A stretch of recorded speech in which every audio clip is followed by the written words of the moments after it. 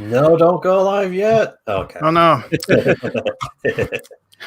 All right, welcome to the Monkey Bar. This is our, as we've hyped up, our second anniversary. Joining us this afternoon, is two very special guests. Want to introduce ourselves? Are we? We're special needs guests, maybe. I guess I'm Thomas Roy Loop. I mean, I think we're probably better known around here as Mod 1 and someone else. Mod 1 and Mod 2. The SE Mod.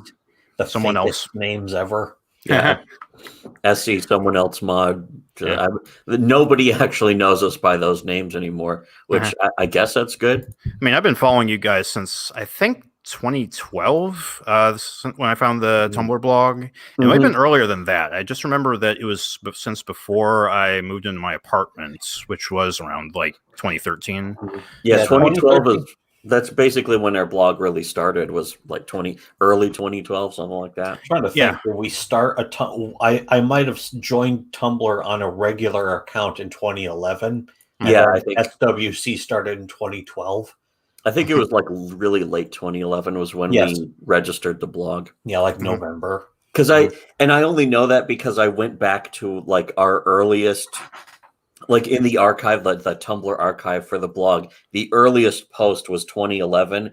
And I think it was only like 2 or 3 posts for that entire year. It was like November and December, just made a couple posts being like, hey, I don't like comics that are bad, web comics that are bad are not good. And that was it. It wasn't until 2012 that I brought in a cool mod to well, I remember we had also read some of the other, like your webcomics is bad and you should feel bad, your webcomic sucks blogs. xkcdsucks.blogspot.com. Yeah, I used to read all those because I liked people just trashing comics because it was fun. I remember I actually found your blog because I used to read the Bad Webcomics wiki, and once I got tired of that, I was looking for other webcomic review sites, and I just tried Googled reading that one too. I tried reading some of the bad. They're so tiresome, though. They're so lame. They're also tiresome. Yeah, but literally how I found yours was I just Googled Bad Webcomic blog or whatever, and yours was, I think, the second or third one that came up, and I just clicked on it. I'm like, oh, this is much better than what I've been reading. I imagine Googling that and finding our blog would only work for a good few months. So you got in really nice and early. Yeah, it's like hitting a diamond mine in your backyard. Yeah, but also then we would be shadow banned very quickly after that. Yeah, I'm sure we had a lot of followers actually who were not Tumblr users. And it didn't really get good until you started bashing Muslims. Which I was like really into. The Islamophobia. Once the Islamophobia kicked in. And one story in particular, I don't think I've told anybody, was that I think that reading your blog helped me cut off contact with this really obnoxious ex that I had, who was like, I don't know, like to cut a long story short, I just was like, I guess you guys red-pilled me or whatever. I guess that's when I red sunglasses. I swallowed the red sunglasses from They Live. Yeah, exactly. Which you shouldn't swallow sunglasses. Sunglasses are not food. They're not food. Yeah. But the that's better than the Islamophobia, of course. It's the misogyny. The misogyny. Yeah, I guess that would be some of the life advice. And we did that long before Gamergate. We were like day one. When Gamergate broke, we were there. We were reporting on that. Yeah, I remember because it was like a resurgence or a surgence, I guess you could say, of stuff that really was really bubbling under the surface. You could tell a lot of we were saying part of the original, the couture culture war. Couture. Randy Couture. But back to us, since this day is all about us, me and Zach. You guys are just filler. But you guys are really cool. I apologize. Like, you guys are great for when we run out of things to talk about.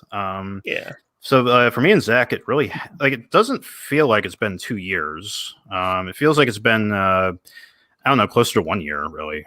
That's the thing, is with the Trump era, the trumpeting in full effect. It's kind of hard to keep track of time. It's like, oh, 2016. That was actually 4 years ago now. Wow, yeah. It's weird to think, oh, he actually took office and he has changed. He has made America better in just 4 years. Holy shit. Made America nice. Mm-hmm. But in the background, you can see this was the first ever episode that we did, and I think that this one was only like 15 minutes long because you can see all the animations I was doing. Do you have to trigger those animations, or are they automatic from? They were edited in, weren't they? Speech thing.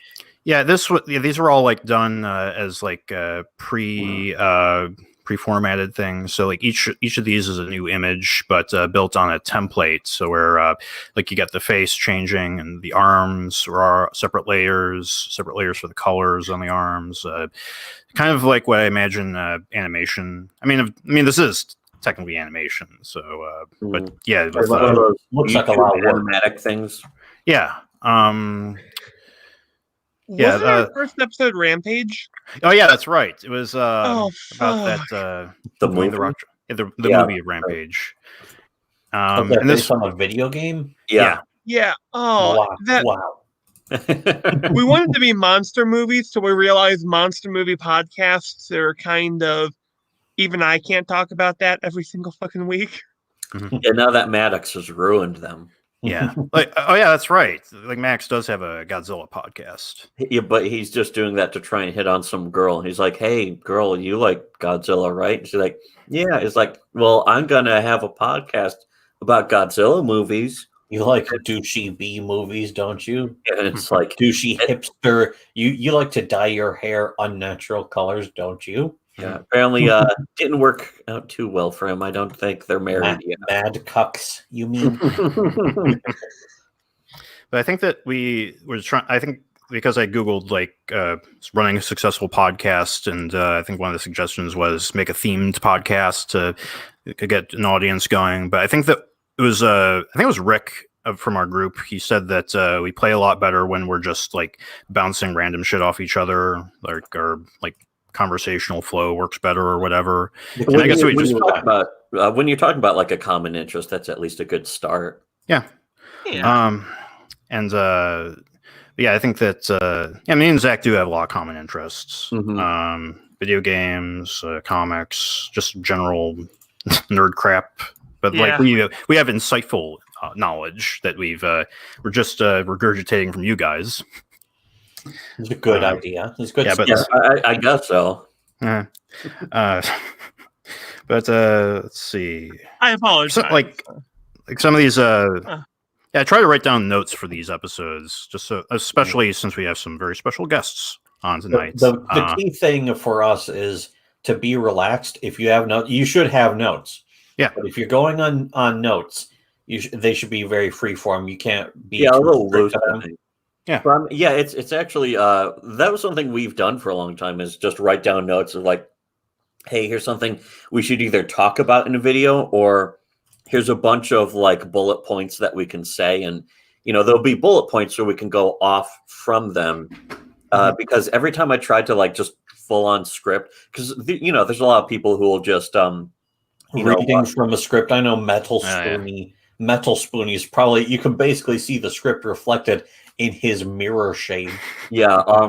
Medicare does that too, I'm sure. And I don't hold that against him. I'm not going to be like, oh, he's reading from a script. I don't mind if he if you're good at reading from a script, if you're good at doing that live read, or even doing a slightly edited. I can have some legitimate criticisms of Metal Spoonie, aka Razor Fist, but he's good at that. Yeah, he's able to do it. He's good at doing his videos, and his editor's good at adding stuff in and throwing that in. And I think it just depends on your approach and what works best for you. People who are good at doing that read, should definitely go for that approach and go for the edited videos. But people who are either better at or just thrive better at the live shooting off the mouth, which I don't even consider us being that good at, but we do it because I'm not gonna. We're very meandering. We do a lot of meandering and stream of consciousness kind of stuff. Yeah, if our we video pick up something during the show, it's like, okay, bring it up, which runs. It comes up to us fucking talking over each other. Yeah, sometimes, yeah, because like if we don't talk over each other, one of us will have to stop and forget what we were saying. So we have to say it both at the same time, and people are just going to have to get used to listening to two separate people at the same. It really annoys me when people complain about that. It's like, hey, get some new ears then. Yeah, get like 4 more ears at least. You know, I mean, I got used to it, and I'm autistic as fuck. maybe you have to be autistic for it, though. It doesn't really work very well. But again, if we don't say it, we forget. And it's more important to say it than to sit there for a half hour being like, I was going to say something and I forgot. It's better just for it to not be heard. I did that yesterday. We did that review of Common America by Tim Lim and Mark Pellegrini, and wonderful comic book. There was a handful of things I wanted to say in it that I completely forgot, and I was like, I don't know if I'll ever remember what I wanted to say. And then, 7 hours later, I was like, oh yeah, I wanted to bring this up, and it's like, too late. I wanted to brag about how the values of actually caring about what you're writing more than making money is that's a very comic liberty value, in stark contrast to other movements and their fake principles and that kind of shit. And I forgot to bring that up. It's like, oh, that's a shame. I missed a good point to gloat on. Too late. Zach, do you have anything to add to that? I do have to basically just say nothing. You guys have the nail on the head. I apologize. just slamming it home. Just you kiss that one goodbye. I always thought that was a risk of having more than 3 people on a stream. Is at some point one person's just going to have to sit there. Yeah, unless we have an actual round table. One person chimes in every 20 minutes. Yeah, which I mean, I'm fine with that too. When we had He Silly on, she wouldn't say much, but it was like if she had something to say, I would want to listen to it because she barely said. As long as she doesn't feel like she's being excluded, I don't want anyone to feel like we're shoving them out of the show just because they're in and not saying. Then I would feel like an egomaniac, and I don't really want to. Every time people are like, "Oh, you guys should exploit your fan base. You should be running your fandom, run your own cult." And it's like it's the exact opposite of what I want to do. I don't want to do that, and I don't like the idea of doing it either. Don't make me do it, please. Don't make me do. Why did you make me do this? Well, you see that, the fact that you don't exploit your fan base. That's why Comicsgate hates you. Yeah, because that's Because if we wanted to do that, we just join Comicsgate. Yeah, exactly. Do that, yeah. That's essentially what they're the fundamental. Although they definitely would have been better off if we did. If we were like the fucking they wouldn't the Führer of Comicsgate or some shit. They would have been better off. We wouldn't be slitting their throat right now. Yeah. Why did you make us do this? We just wanted to make comics. Zach, I gotta ask you: do you still own that? Do you still own that hat, or did I imagine that? I actually never owned a blue hat. Okay, I only owned a straw fedora. You own something like that, right? Yeah. Okay, because I haven't seen you wear that in a long time, and I was thinking did I imagine him wearing a fedora just for comedic effect? No, I unironically wore a fucking fedora. Yeah, I actually have this. When was this? How many years ago? 2, I think. 2. Holy shit! That's worse, an ironic fedora or an unironic fedora. Well, if it was an ironic fedora, it would be like so many layers of irony by even 2 years ago because fedoras were like a meme, even in 2012 at that point.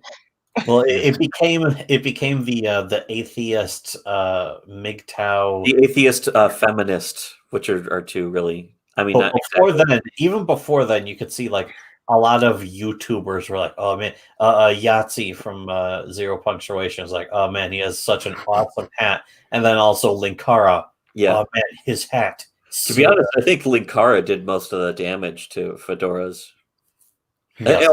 And the fedora guy, of course, who was Pugsley on some Addams Family spinoff from a few years ago.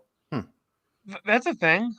Was that Yeah. the guy who has the subtle look of terror? The subtle look of terror. Yeah, he's an actor. You can look him up on IMDb. He was Pugsley in some kind of Addams Family weird, like direct-to-video movie or something. Oh, I know what you're talking about now. Yeah. I forgot that existed.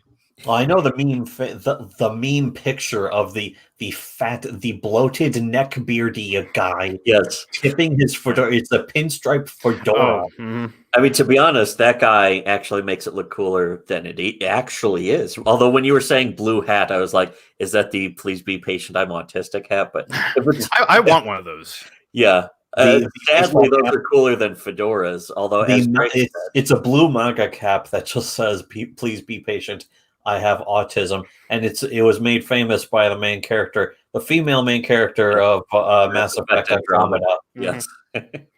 Why is she wearing that hat? I don't know, but I guess that was DLC.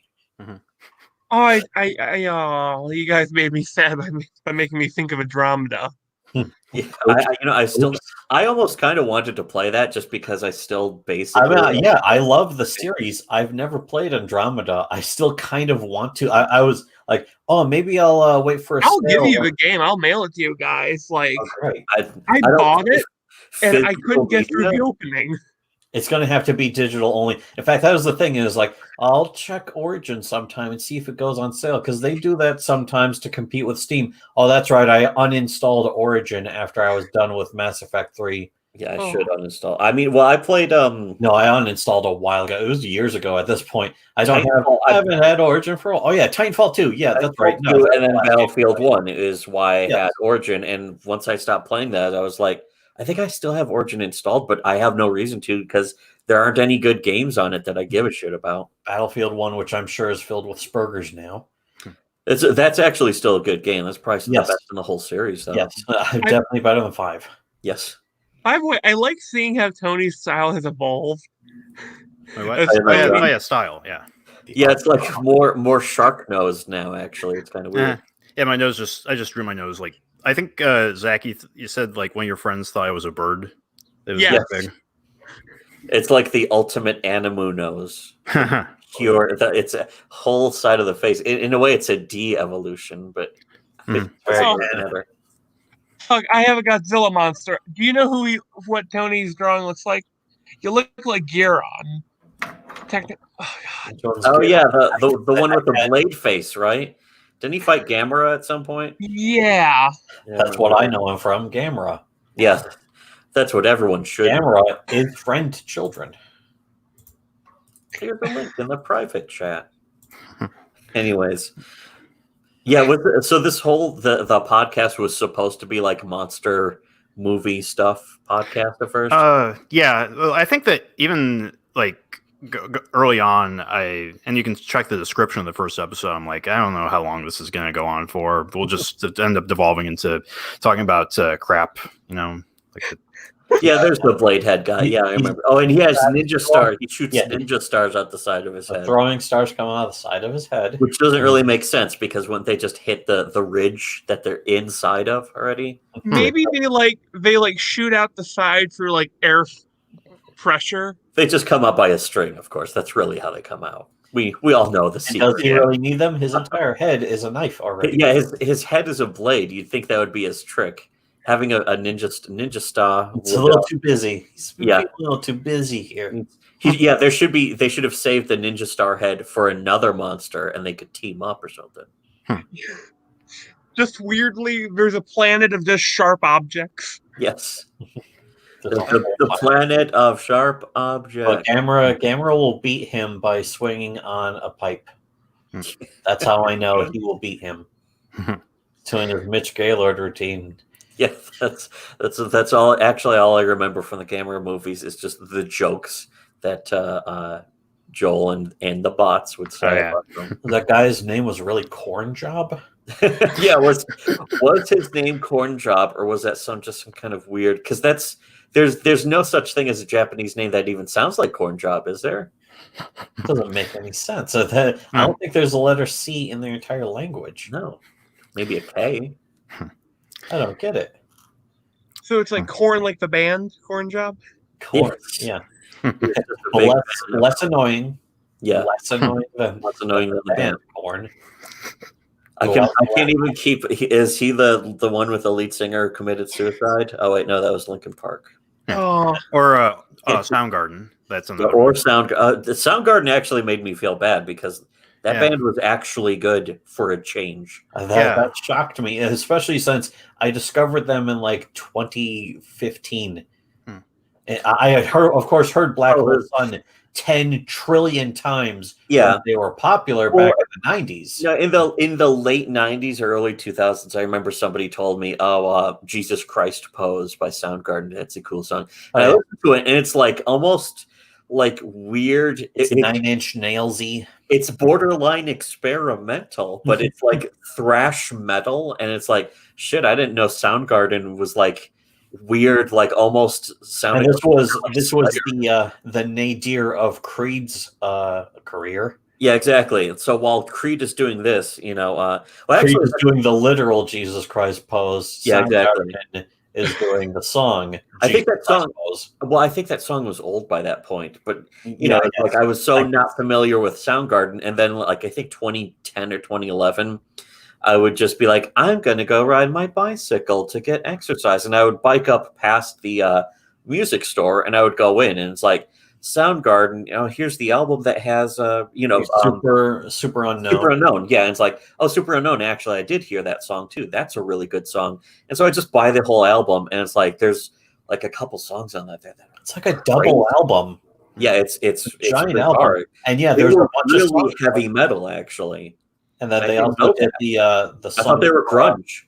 Yeah, I thought they were grunge. Shitty ass grunge. No, they're actually good music. And then Chris Cornell did the main song for Hotel California. The new James Bond reboot. Casino Royale. Casino Royale. Did You Know My Name, which is actually a pretty sweet song too. Yeah, damn good song. Mm-hmm. Kind of like the remake of Too Cold by Vanilla Ice. Oh yeah, Vanilla Ice. It was called Too Cold, but it was a remake, a rap metal remake of Ice Ice Baby. It's called Too Cold, and it's actually pretty decent, for rap metal. Because it's kind of tongue in cheek, because it's just the same old lyrics. It's the same old lyrics to Ice Ice Baby, but it's with like metal. It's not even really rap metal. It's just metal. And I remember a big metalhead I knew in the late 90s and early 2000s. He had his own metal FTP. Yeah, he had an FTP server with like thousands and thousands of songs.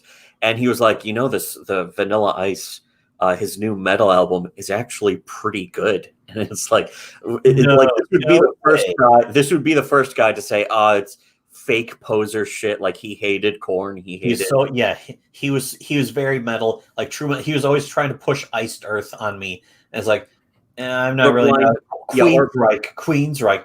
I don't really get it. Or Blind Guardian. And I was like, no, it's okay, I guess. It's gay. It's gay. It's gay. Meanwhile, then let me download this Judas Priest. This is great. Yeah, Judas Priest is way more straight, actually. I mean, you listen to Painkiller, and that's like shred. That's like discordant shredding. When I think of like a lot of the metal they did in the late 70s, it's like, how they even? Where's the inspiration for this coming from? That's what I think. I know. It's like a Black Sabbath. Black Sabbath's first couple of albums. It's like, okay, so Ozzy was a big fan of the Beatles. How do you get Black Sabbath from that? How do you get fucking Paranoid from the Beatles? I don't see the connection, but I'm glad he somehow managed to do that because it's pretty amazing. Did you know that Ozzy is like part caveman or something? He had like a high amount of Neanderthal DNA or some shit like that.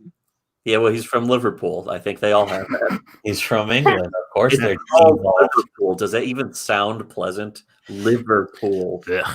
It's like makes me think of liver and onions. It sounds like it sounds like it would smell like that. Like it would just kind of stink of like really, really gross and left out. It's just probably it's like in that ActRaiser level where the entire lake made of blood. Yeah, Blood Bowl. That's one of the best levels in like one of the best levels. And man, what a great sim part. Yeah, the soundtrack, the side-scrolling action part, but also the sim part because it's like you have to like find this. Some guy takes a boat out over the lake and he goes to the castle and he's like, "Oh, he went to the castle himself. It's our son. You need to help him." And it's I like the think only he's way you can fucked. help him though is like He's teleport to a fucked. statue. Yeah, he's Like- fucked. He's really fucked.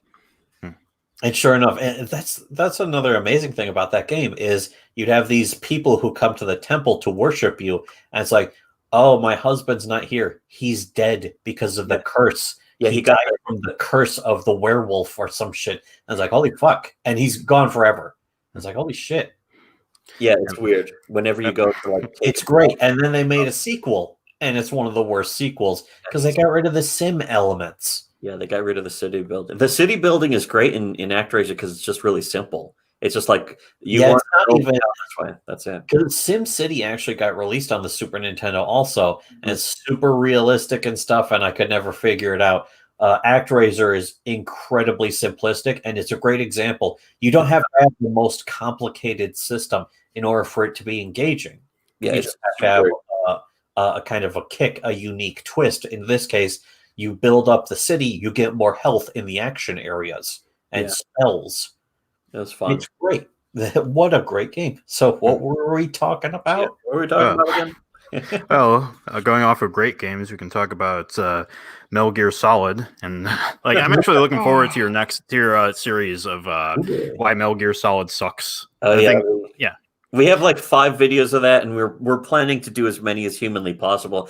I don't even know how many we'll be able to do because it's like we're like, hey, let's talk about them in sequence, and then we've already talked about 2, 3, and 4, but we haven't even gotten. We talked about 2, 3, and 4 in the intro. Yeah, and then we've mentioned 5 a couple of times, and then we mentioned Acid and Peace Walker. I've And never like, played Acid. Are we done? Are we done already? No, wait. We didn't even get into the tumbling, spinning bullets. The dumbest thing I've ever seen. The dumbest thing in human history. And we're trying to do this with Crate. This is somebody we've known for years and years. And He was one of the first guys to make fun of Metal Gear Solid with us. That was back in like 2003 and shit. And he lives in Japan. He's got a job where he speaks Japanese. And we barely talk to him about any of that. I don't know what he actually does. He translates hentai or something. I don't know. I have no clue. I would hope. So, because that's big money. That's really good money. But yeah, that's the thing is we want to be on at the same time, but he's over in Japan time, so he's got to be either a morning his time or after work his time, and then both of us have to be awake. It's too complicated. Yeah, that's why we don't really have guests on anymore ourselves either, is because it's too complicated to have both of us awake at the time that we're supposed to be streaming with another person. It's just like, I'd rather just not do anything at all. One of the benefits of us living in the same place is that we don't have to be awake at the same time. One of us can be awake at night and the other during the day, so we can get our shopping done and do some work. Mm-hmm. It's great. But no, and make sure the house doesn't burn down. Neither one of us is asleep at all times to make sure the house doesn't burn down. Yeah, how are you guys handling this nationwide quarantine that we're going through? Nothing has changed. Yeah, this is standard operating procedure for us. Yeah. SOP, also known as SOP. Otherwise known as Sons of the Patriots. yeah. I was thinking about Zach, your uncle who lives up in the mountains. Oh, Like- that sounds Yeah, great. he lives up. Yeah, I wish. You wanna tell He him? fucking lives up so high up in the mountains. His neighbors might as well be a goddamn moose. Does He he have to sees use moose the- on a daily basis. Does he have to use the special baking preparation temperatures for Yeah. like if you live in a high altitude area, you need to set your oven to this instead. Yeah, that's why I figured. I'm pretty sure. I haven't asked him that. Yeah, he's one of those what do you call them, cuckservatives. Okay. Uh, So who's, a conservative, also known as a conservative. Which Yeah. kind of conservative? There's two kinds. There's the kinds who are never Trumpers, and then there's the kinds who are always talking about their white wife. They're going to configure. They're going to continue the white race personally. They're going to reconfigure their own genetic code, So they can never ever say no to their wife or their daughter or their mom or their aunt or their grandma or any other wrong woman. this screensaver in the background is messing with me. It hit the corner, but it didn't rebound off the corner at the correct angle. Oh yeah, it's just it's always something very triggering whenever I watch any screensaver. Is if it gets up near the corner and doesn't bounce off, it's like it doesn't bounce at the correct angle. That's one of my favorite things in the whole world, and you didn't do it. Yeah, That well, maybe monkey creature has the ability to distort reality. Yeah, I did this angles. I did the screensaver in After Effects, and I did it like in the correct format, but the TV that I drew is just like freehand, so that I guess it's intentionally meant to piss people off. So there's no real corners at all for it to bounce off. An actual screensaver, though, it's always been so unsatisfying in actual screensavers when it gets so close to the corner, but it can't actually bounce off a corner perfectly because it has to bounce off just the top and then the side of the corner. Mm-hmm. It's just like, but when it does that just so exactly, it's like, yeah, when it hits the corner so perfectly, it's like, finally. My life is complete. But you can see that I have I had this like counter up here that counts how many times I said like, because I think the first time I was editing this, I noticed I said like a lot, and there's actually a comment there was actually a comment that I got. I think like a couple months ago was saying, you guys say like too much. I counted and it's like 500 times. And I said, I know. Did you count to make sure it wasn't actually 500 times? Well, they have YouTube has a transcript thing that keeps track, and that's what she's like. She's like, I read the transcript and blah blah blah. Because I'm like, I don't know, I don't really keep track of that crap. I don't care. Yeah, it's something that I noticed occasionally doing, and I'm re-listening to it. It's like, sometimes you have to say it though because it means like akin to or similar to, and it's it's an actual proper instead of just an interjection, it's an actual proper term. And I remember I was like going off about it a lot on Vickyverse. Vickyverse was in the chat, but when we had young Strunk on that one time, I felt like I was saying it constantly, like several times a sentence, and I was like, and I was drunk too, so it's just because it was important. It was an important stream, stream because we were actually having someone else on who was pretty funny, and it's funny because that stream is it's still up, but it's buried. It's very hidden. Like nobody knows how to find it anymore, which is kind of good, I guess. And then he vanished. He kind of vanished into the ether because he quit Tumblr.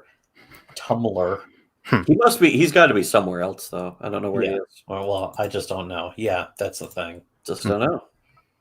Oh, speaking of being drunk, that's what I was drunk when I sent you that. Keep up the good work.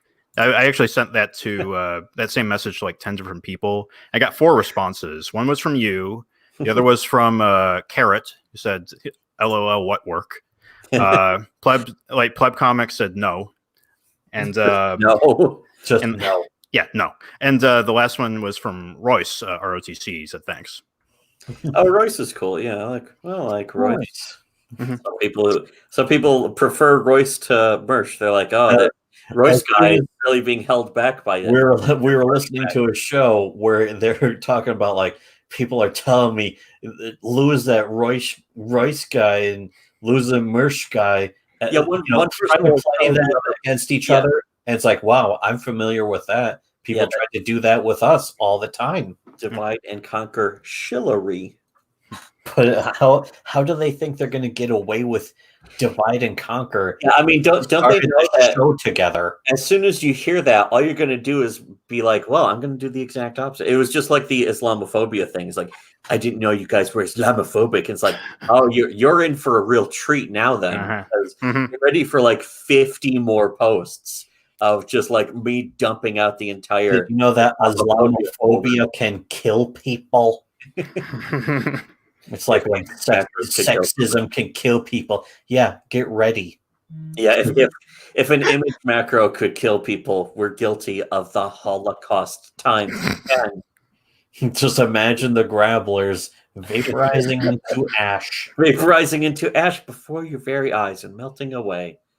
Like that represents your stress about your financial situation. And you don't even need to the Grabbler skit. And you don't even need to drink turpentine to get rid of them. Yeah, exactly. But it helps. Well, I guess it helps. Who would actually need to do that, though? Why would you do that? I think Zach's completely out of the loop right now. No, I'm sorry, my internet's kind of fucking up. I live out in the middle of nowhere. Yeah, I've been to his house, and it's like there's a totem pole in the front yard, and it's the kind of house that you think it's the kind of house where you think that there's bodies buried in the backyard. That's where I want to live. Yeah, it is cozy out there. Yeah, it's the one downside of being cozy and living comfy is that the internet connection kind of sucks because there's trees in the way. Yeah, that's what our internet wire is 40 fucking years old. It's older than God. It's a they invented cable TV. It's like, let's install you cable TV, and it's the same old coax wire. It's like, now it's going to use for the internet. Is it going to? Where's the fiber optics? What you really think you're going to string? You know where the fiber optics are? They're in this goofy little thing I got from Spencer's gift that lights up in multicolored lights at the tips. You see that? The plasma ball. If you touch it with your hands, it'll be attracted to your hands. Yeah, the glass. Yeah, those plasma balls. And it's like, can't I get the internet over this? Well, no, it's a toy. What?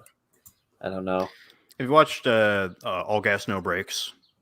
I've only seen. Well, actually, I only heard one of his videos from when they played it. Clumsor actually linked to one of their videos a little while. It was smoking turpentine. Okay, yeah, I didn't see that. It was smoking turpentine. The AMA one was sad. It was just as sad as I imagine any adult movie gathering would be. Mm-hmm. Just these awful, weird, creepy nerds asking the most simpy, worshipy questions humanly possible. Mm-hmm. I liked one of the comments was these are the kinds of people who unironically comment on Pornhub. Yes, the scenery in this it has really good cinematography. To deconstruct the video that they're watching. As opposed to some guy just saying, "I just came all over my Crocs" or something. They're shit posting in the comments. That's what the comment section should be for, is shit posting. Of course, I'd have to make an account if I was going to do that myself. Yeah, exactly. On Pornhub. I don't think I'm gonna. Yeah. Why would I want on Pornhub? Just doesn't seem like it fucking even makes sense. Yeah. Speaking of things that make me come on my Crocs, Common America came out. Oh yeah, that's certainly hot. Hell yeah, that hot ass bitch. Mm-hmm. So is it good? It's great. I liked it. Well, I mean, let's face it. From the indie comics perspective, how many great comics have we gotten from that whole field?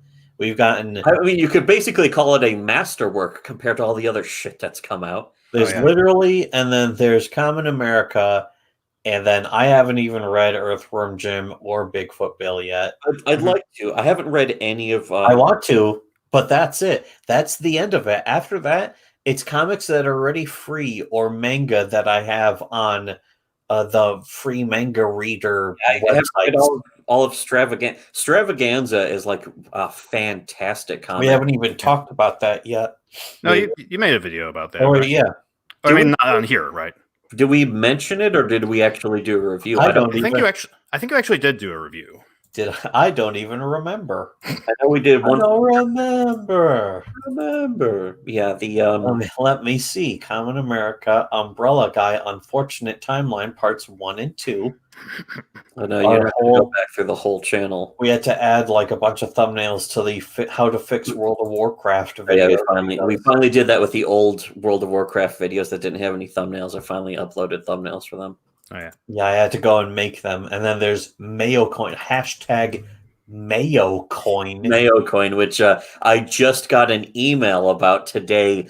Ethan, apparently, I don't know if you want me to bring this to your podcast. This might be, you might have only done this for you. It's kind of like in Death Note. Well, no, it's kind of like in Death Note where he kills a guy who was on death row.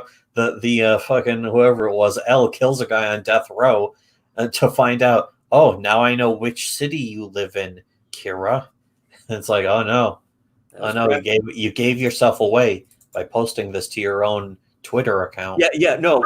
I got an email saying update number 1 from Cyberfrog Ribbit Coin collectible coins. New campaign update 44 minutes ago. 44, that's half of 88.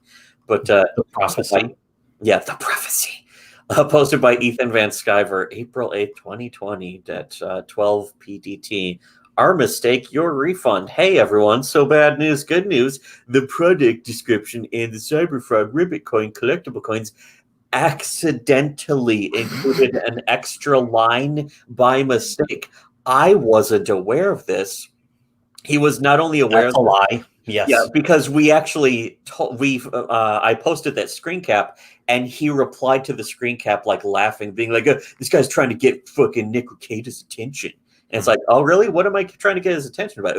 That I said that it was silver. And it's like, is it silver? I don't know. And then all of a sudden... Did you say it was silver? Oh, wait. We have evidence of you verbally saying it and saying it in print. Yeah, Vickyverse actually posted a video recently. You can check out, I don't know where her channel is. I think it's just called Vickyverse on YouTube. And if you check it out, she only has like one video, and it's like 6 minutes long. And it's her talking about how Ethan, the whole Ribbit Coin thing where she claimed, Ethan was just straight up, as she's saying, just lying POS. He was just weirdly lying about it.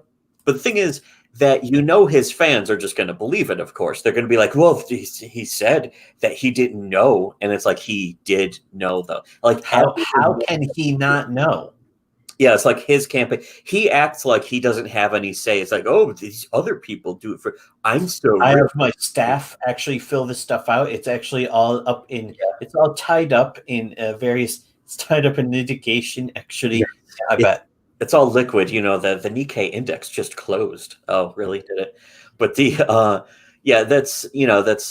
part of the new form of cope when you get caught on something, and it's to get out of legal liability, which he's still guilty of because he does know. I mean, who says Ethan Van Sciver said it was 99% on video? There's video of him saying it. So there's no way he wasn't aware of it because he read video and audio of him saying it's 99% silver. Yes. And then we also have the archive backed up data. That implies that he didn't know what he was saying. He was saying it out loud and he didn't know. Like he wasn't listening to himself or something. That's what he's implying by this. I guess he doesn't care enough about the product. But it also goes to show that, he's basically always being pushed into a corner. He's never seen anything like shitty webcomics before. Nobody in fucking, Toilet Campaign, Water Closet has ever seen anything like this. This is what we learned already from being on the internet. This is weaponized autism at its ultimate level. It's not even weaponized autism. It's just normal observation. It doesn't even rise to the height of autism. I don't really recognize autism as being real most of the time because a lot of that shit's just, it's a myth. Never happened. It never happened. Total fabrication. Zach, you want to weigh on that? I'm sorry. I always love the phrase weaponized autism. I don't know why.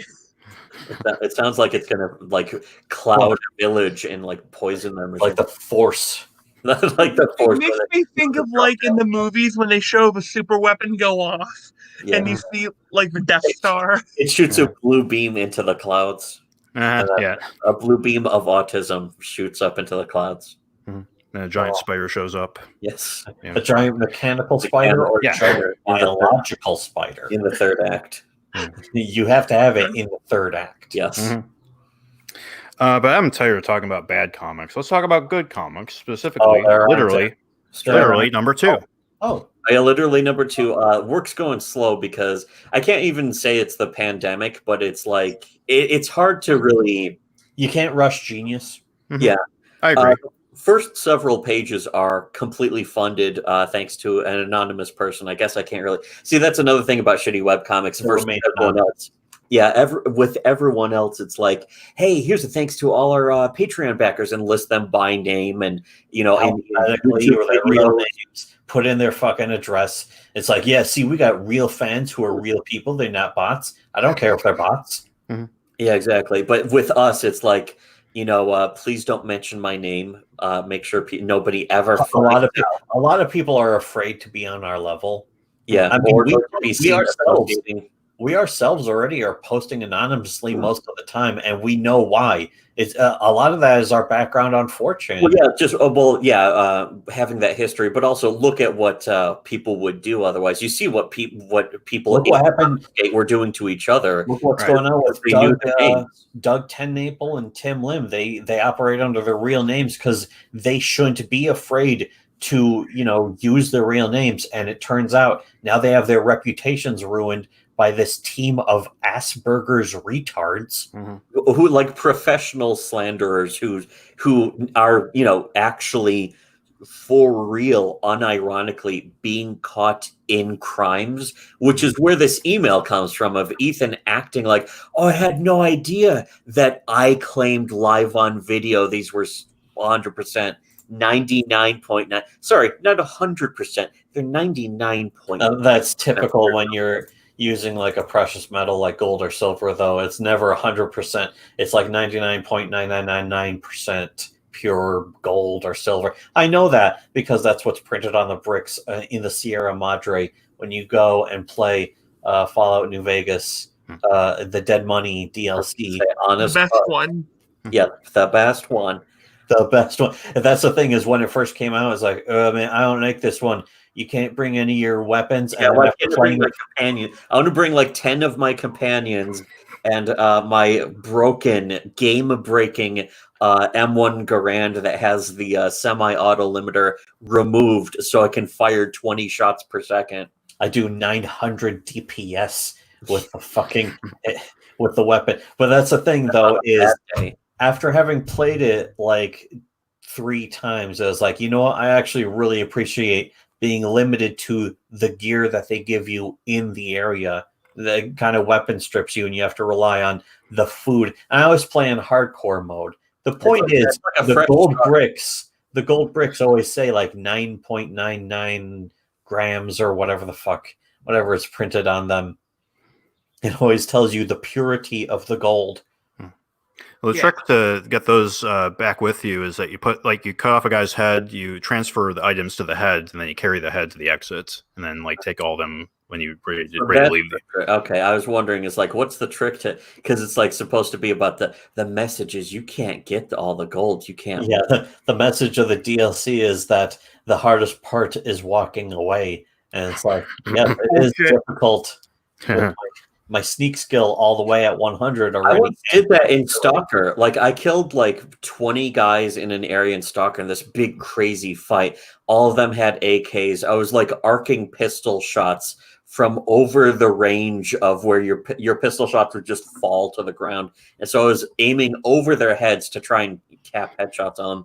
And eventually I killed everyone, and I gathered all of their guns, put it on one guy's corpse, and I dragged the corpse back to town. It was incredibly slow and arduous, but then I was able to sell every single one of their fucking AKs, their food, all their extra bonus, just all the crazy. That's why I basically mod the game nowadays. Whatever game I'm playing that has that kind of stuff, I usually mod it. Not so that I have infinite carry weight, but so that, like last time I played New Vegas, I got this mod that's just like sack of holding, and you put all the stuff that you can't carry into the sack. Oh, Vickyverse, speaking of carrots, I was thinking about inviting Carrot on here. Yeah, I would say also that's a cool avatar. I would say invite Pleb also if you. I was thinking of inviting Pleb on, but again, it's like I don't really want to have guests on. The problem is scheduling it because you invite them like off the cuff, and it's like, no, I'm busy right now. It's like, well, we're going to do the show right now. How about tomorrow? Oh wait, I'm busy tomorrow at this time. We're doing the show today, so tomorrow is too late. And then when the schedule comes up, it's like after several days of just the grind and just you've been busting your ass, and it's like, today's the only day I can relax, except we have to do a show now. And I'll be asleep. Yeah, later tonight I'm supposed to be on the Preston Poulter's channel, Pocket Jacks Comics. To Oh yeah, you're reading Overripe. yeah, we're doing the writers' room thing, and it doesn't look like a lot of other people are showing up or offering their scripts these days. But that's why I have my big pile of scripts that I could bring. So I figured I'd bring Overripe. I And actually I actually make finished- changes to it too. I finished with 10 pages worth of my story idea that I was trying to actually come up with. The show idea of like, writer's room, writer's circle, it's actually a good motivator for me. Motivation, of course, being a false god, but it's like, Yes.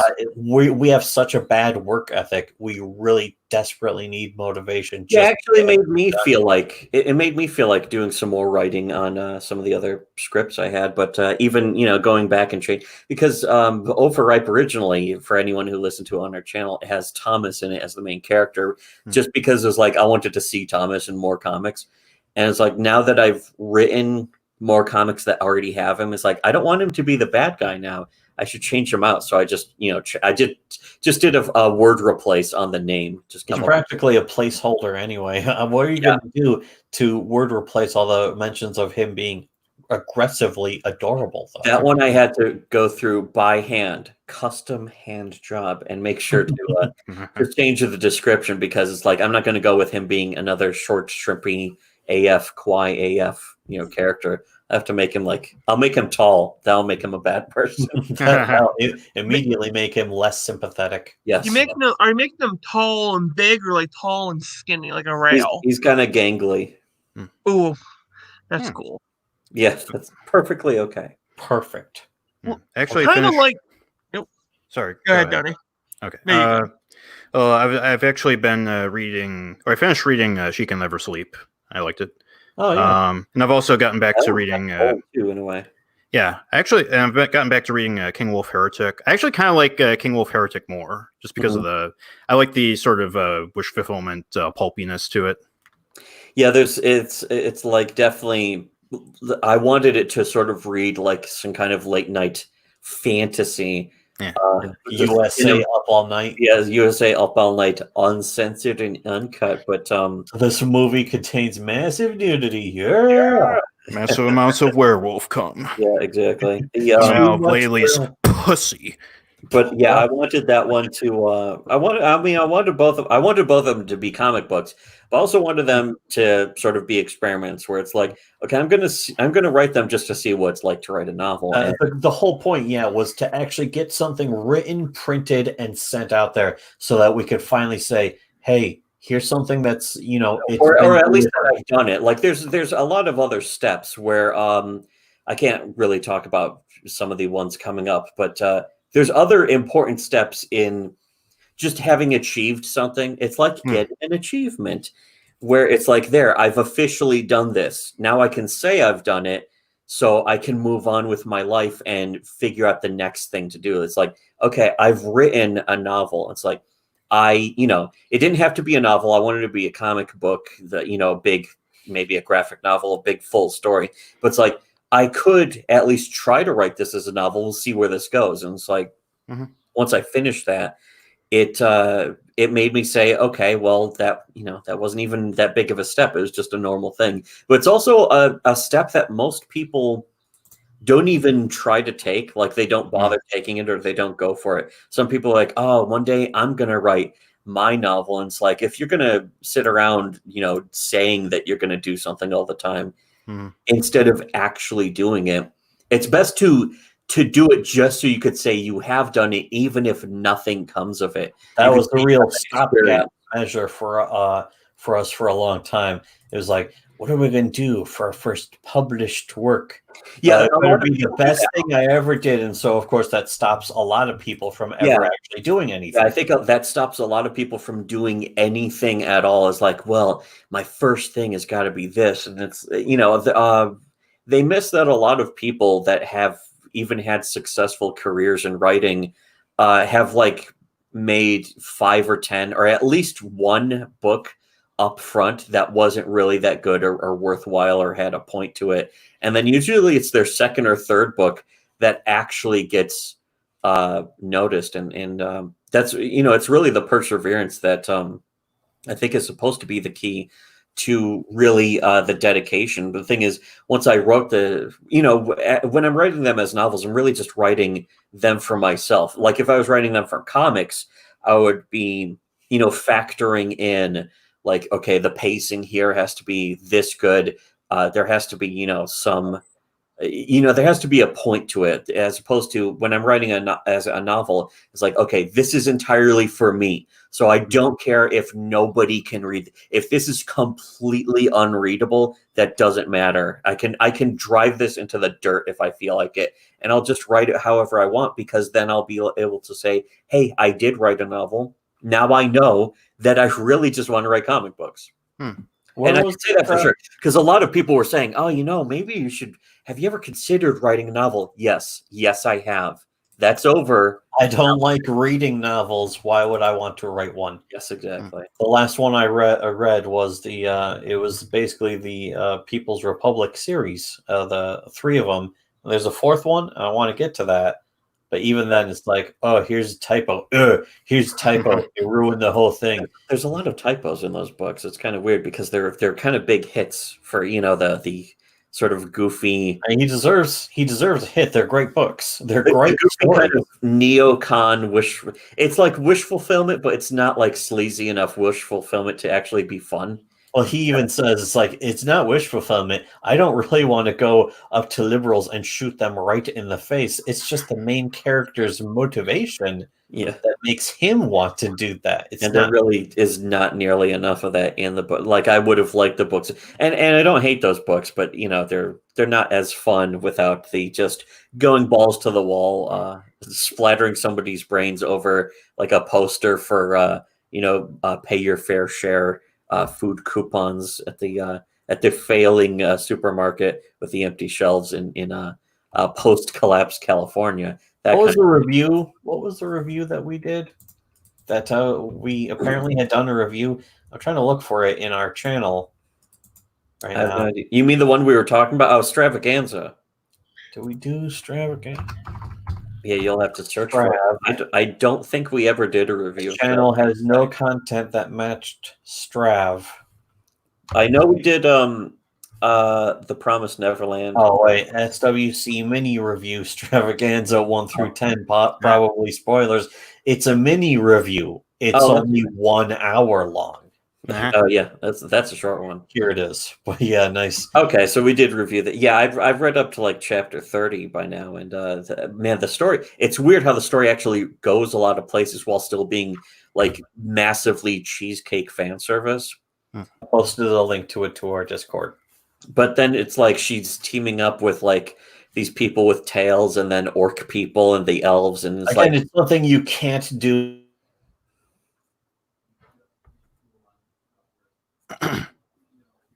He's still talking.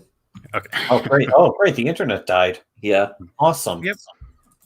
I'm sure you said something very enlightening that we'll never The thing know too what is it was. I'm one room away from my Nothing. brother. My brother's in the next room, and my internet dies, and his keeps going, and I don't know why. I think it's because of the cable.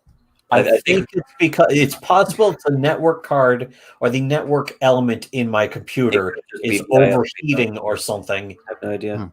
I don't know. We need new rigs. The internet has a favorite brother. Yeah, I guess so. The internet is really, really great. For porn. When I first started really getting serious about writing, I was worried about writing something. Sorry if it's a bit ranty, but I was thinking about this while you were talking. I was worried about writing things that people would enjoy. Then if I kind of fuck it, I just want to write something that I kind of want to enjoy, that I think people will enjoy as well. Yeah, I think self-indulgence is actually kind of underrated as far as writing. That's who, you should be trying to at least please somebody, even if it's just yourself. But and I think that should be the highest priority. You should be trying to write the comic or the story or the prose or the novel that you really would want to read the most.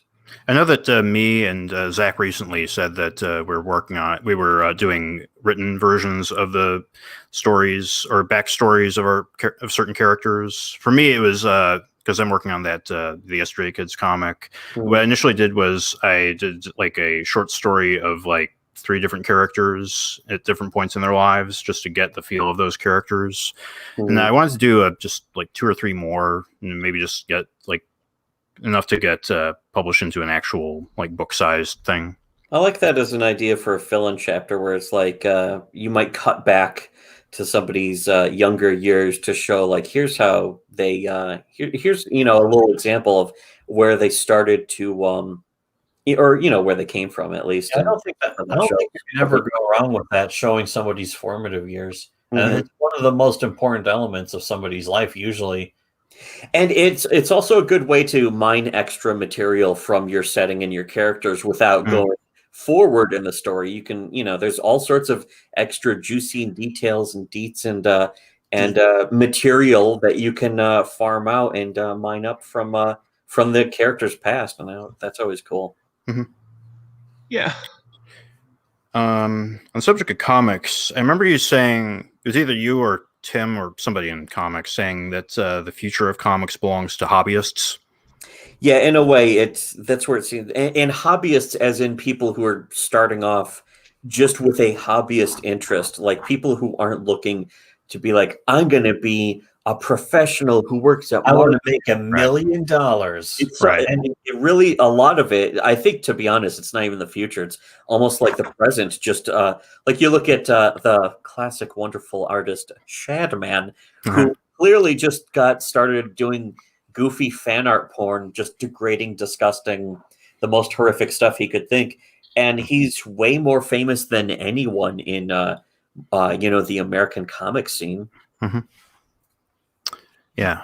Really good point, actually. And when it comes to like the financial part of like people saying, "Oh, I'm going to make a lot of money telling this story," I wonder like why they don't just go into video games, if that's the point. Yeah, if you're looking for money, I mean, I've seen a lot of artists who just go into like a concept art for video games and stuff, and make more money than they ever would at comics. And that was another really good aspect of Common America from when we were reviewing it, but just from reading it, that really comes across and is a great point is, the whole aspect of people gloating about how we're making more money. And it's like, we're going to drown him in money because it's all about money. Really? What about the work? What about the artistry? You can see them like miserable and constantly cutting each other's throats and, whining about being backstabbed as they turn on each other and instigate it from the first place and being caught. And they're not making money from this. They already made the money that they're going to make. They're not going to make any more by doing any of this drama. Yeah, they're not really building anything. In fact, what they're doing is that it's that sort of peaked in high school thing where they start off big and popular, and now they have nowhere to go but down. And the thing is that some of them, like Ethan, they saw it happening live, and they had to do some bizarre new form of grift to cover up the real numbers. And, sort of manufacture a false bump just so they could say, see, we're growing, as every single other metric and statistic shows that they're shrinking. Where he covered up his he actually hides his subscriber count now so that nobody can tell how many subscribers he has, which is actually a drop off of 100%. Now he has 0 subscribers effectively, you could say. By his own logic. Yes. And but that's the thing about just going for the money versus going for, again, that hobbyist interest in making comics because you actually like them instead of trying to make them as a business. It shows that the whole business aspect is going to sort of denigrate itself so viciously that's going to actually discredit the concept of capitalism. And even then, it's bad business. It should be criminal. The worst part of it is even that it's bad business. I mean, I can understand if you're trying to be a businessman and want to run this like a business, but if you're going to do that, you have to be good at business. They're not even good at this. That's a first important step is actually be good at it. And they're not. They're not even like most of them are multiple times over failed creators or people who have never even tried it before. Like they weren't even 90% of Comicsgate was never even interested in making comics as a hobby. Most of them have never made a single comic before, and all of a sudden they're like, "Oh, I'm going to make a comic because look all the money I can scam from people." And then they put out a dog shit product if they even put one out at all. And it is just a product. The sad fact is that they're actually succeeding at that because there's they were temporarily. There's just a bunch of people out there who are willing to give away their money for no good reason. And that was, again, we were mentioning this, I think, today to each other. Yeah, pay pig findom aspect. When we were talking about that movie, fucking, what was it? Not The Big Short again, was it? No. Always The Big Short. It was a fucking the televangelist. So we get, what about my life savings? Oh, yeah, Repo Man. Fucking Repo Man when he goes home to his parents and is like, what about my savings for college? And they're like, we gave it to the nice man on the TV. And yeah, televangelist. Because, a lot of people actually did that back in the 80s. That stuff actually happened. And those televangelists were nothing but grifters. They were just taking the money and just blowing it on giant expensive houses. Yeah, where did I say build a water slide? Yeah, exactly. plastic surgery for their skanky ass whore wives and that kind of thing. Tammy Faye Baker and Jim Baker, who were just degenerates. Degeneracy upon degeneracy. Yeah, that was their basis. Christian degenerates. Like nobody's a degenerate like a Christian. Yeah, who would have seen that coming? Even Islam was right about women. It's my favorite thing about Islam. Yes, they're right about women. They're right about see, are we really that Islamophobic? Then we're willing to concede that. I'm very pro-Islamic when it comes to women's rights. Exactly. I know that when that Islam is right about women thing came up, I thought about doing that in Oberlin. But then I'm thinking to myself, if I get caught, then I'll get banned from this place. Then I won't be able to meet up for the writers group or the recording the podcast or anything. Yeah, the risk that you take. It's better when it's like an anonymous thing that just spreads. It's the power of anonymity. Is that you don't have to face legal actions for something that shouldn't be illegal. Yeah, for free speech, which shouldn't be illegal, and people want to make it illegal. Even in this era of the Trumpany. Yeah, they would have put somebody in prison for that, just for the saying Islam is right about women. They would have imprisoned somebody for that if they could have. I think they did. They caught the guy and they didn't put him in prison. The guy who spray painted "All women do is eat hot chip and lie." Women can't cook; all they do is eat hot chip and lie. It was something like that. I don't even know what the hell that means, but they actually arrested him for that. And it's like, what are you arresting? I mean, I guess it's defacing public property, but what is it? What is the charge? They'll hit him with a hate crime charge, of course, instead of just defacing or graffiti or whatever. Because everyone knows women are a protected minority class. 51% minority. What is the charge? Eating a meal? A succulent Chinese meal. I could go for some Chinese right now. Yeah. I could not go for for a long time. I always liked Chinese food. What was that? When I was looking through all the songs from the Mafia 2 soundtrack, there was the one, the Ling Ting Tong. No, there was Ling Ting Tong, but there was the one about I'm just gonna die if they take away the chop suey or whatever. Yeah, chop suey. It's not chop suey. It's chow mein. Yeah, if they take away the chow mein, it's called chow mein. It's an actually appreciation of Chinese. But that's the thing is, that people nowadays would look at that and be like, "Oh, this song's actually very racist." It's a song about how the comments were full of people saying, people say the song is racist, but it's actually positive towards the Chinese. But that doesn't matter. None of it matters. No, none of it. He sings in a stereotypical. That's the thing. That's the thing I'll never have Bing Bing Bong. I'll never actually understand that. Nobody can ever explain it to me. How it is that recognizing that some people speak English with an accent that is common for where they're from is supposed to be racism. They can't explain it. Because there is no reason. They want you to be racist. They have to make racism exist Because if they can't do that, then Yeah, they can't complain about it. Yeah, they wouldn't have anything to fight against if they didn't manufacture it. They have to manufacture it, and that's where we are today. You can't even say that the Wuhan virus is from Wuhan because that's racism, racism. Even though it came from Wuhan. Came from China. It's a Chinese virus. You can't even say that. You also can't imply that people are still dying in China because they say that it's 0 cases. The death rate has dropped to 0. It's incredible. It's miraculous. I didn't know that was possible. They also said that there were no deaths in Tiananmen Square. Yeah. Imagine that. What are the chances? And they also never show you that second picture. They always show you the first. Everyone who ever mentions Tiananmen Square shows you the picture of the guy standing in front of the column of tanks. They don't show you the part after that where he's dead, lying on the spot where the picture is taken originally, where he was standing, surrounded by other dead bodies. That picture is out there and it exists. The left does not want you to see that, though. So nobody ever sees it. Yeah.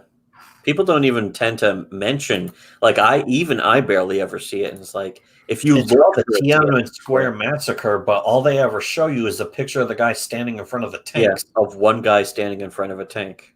They don't show you the part. I didn't see that. How do you massacre one guy? I didn't see that until years later. It's like the tank's all spread out. He's dead in the middle of the street, right where he was standing, and a bunch of other dead people around him. And it's like, oh shit, I didn't see this part. I never saw this part. I wanted to ask one more question about literally not just number 2, but I was wondering if after you have like all 3 issues out there, if you had any plans to have a redraw of the first issue. I don't know. I don't really plan to redo the first issue at all. The first issue looks good. I mean, it's not fully colored. Right. But, I mean, we couldn't.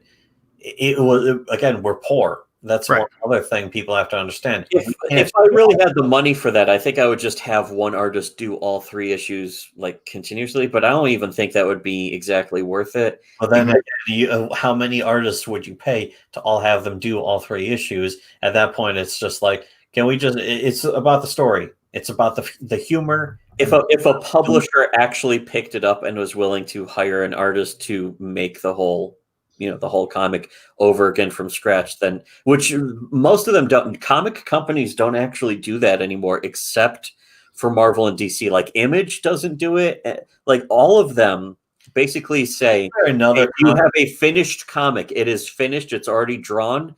If you submit it to us, we'll consider it for publication. So you have to have your comic already fully finished. Isn't there another comic book company, a comic book publishing organization that maybe puts out their own comics? Wouldn't they think about doing this maybe?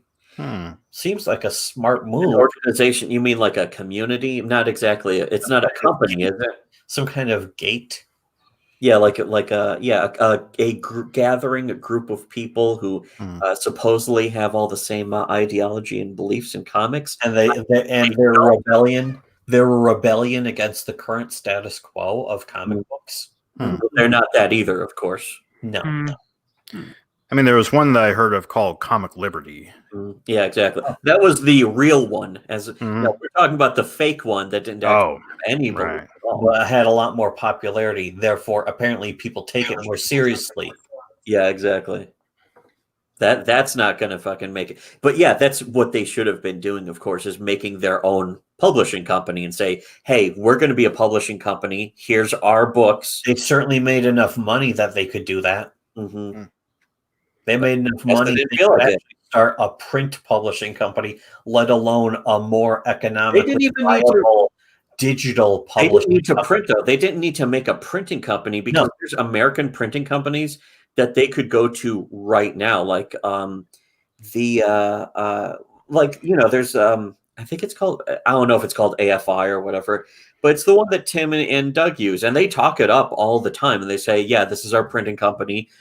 They'll print your books, and their rates are pretty much as good as any place else you would ever be able to get. And they have all these options. They'll do all these special effects. And it's like, wow, that sounds great. And if I was ever going to do a print run of anything, that's what I would go with, even if it was more expensive. To be honest, I'd just be like, it's apparently like a few pennies more expensive than printing in China or some shit. Even if it's dollars more expensive, though, I would rather print in the United States than print a book in China, have it shipped over here to be shipped out from here to other places. Yeah, and wouldn't it cost more to have it shipped from China to here and then ship it? Yeah, that's what I would think. I have no idea. It's really the amount of money to put it on a boat in a giant cargo container and have it delivered across the ocean. Yeah, to America, where then it has to be shipped out from America to the rest of the world or whatever. And it's like that doesn't sound like that's going to save any money. Plus, it's like, why don't you just support American creators? Don't you care about American businesses and American work? Don't you care about your uncoughed on comics from China? Exactly. Yeah, all these other people in Comicsgate who are getting their comics printed in China will probably have their comics infested with some sort of disease slime. COVID-20 coming to you straight from Cyberfrog. Yeah, exactly. You could not pay me to even read or physically hold any of those Comicsgate comics because I don't want to catch any diseases. That's the thing is every single time I've ever tried to read one, I couldn't even get all the way through it. Yeah, like with Jawbreakers, I had to try to talk you into reading all of Jawbreakers, and you didn't. And it's like, well, I guess we're just gonna review this without you reading all of Jawbreakers. And I only read the first 20 pages because let's face it, the first issue is the most critical issue. I read the first 20 pages and I was like, okay, I'm done with this, and I'm not continuing.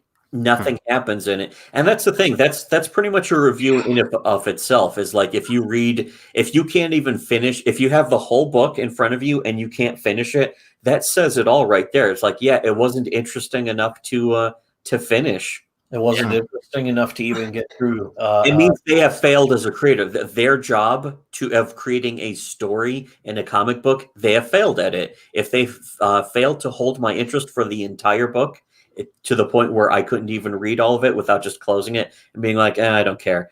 Me to review by the other guy who also reviewed, because there's only two people I think who have ever really reviewed the first Jawbreakers issue. It was us, and then it was Literature Devil.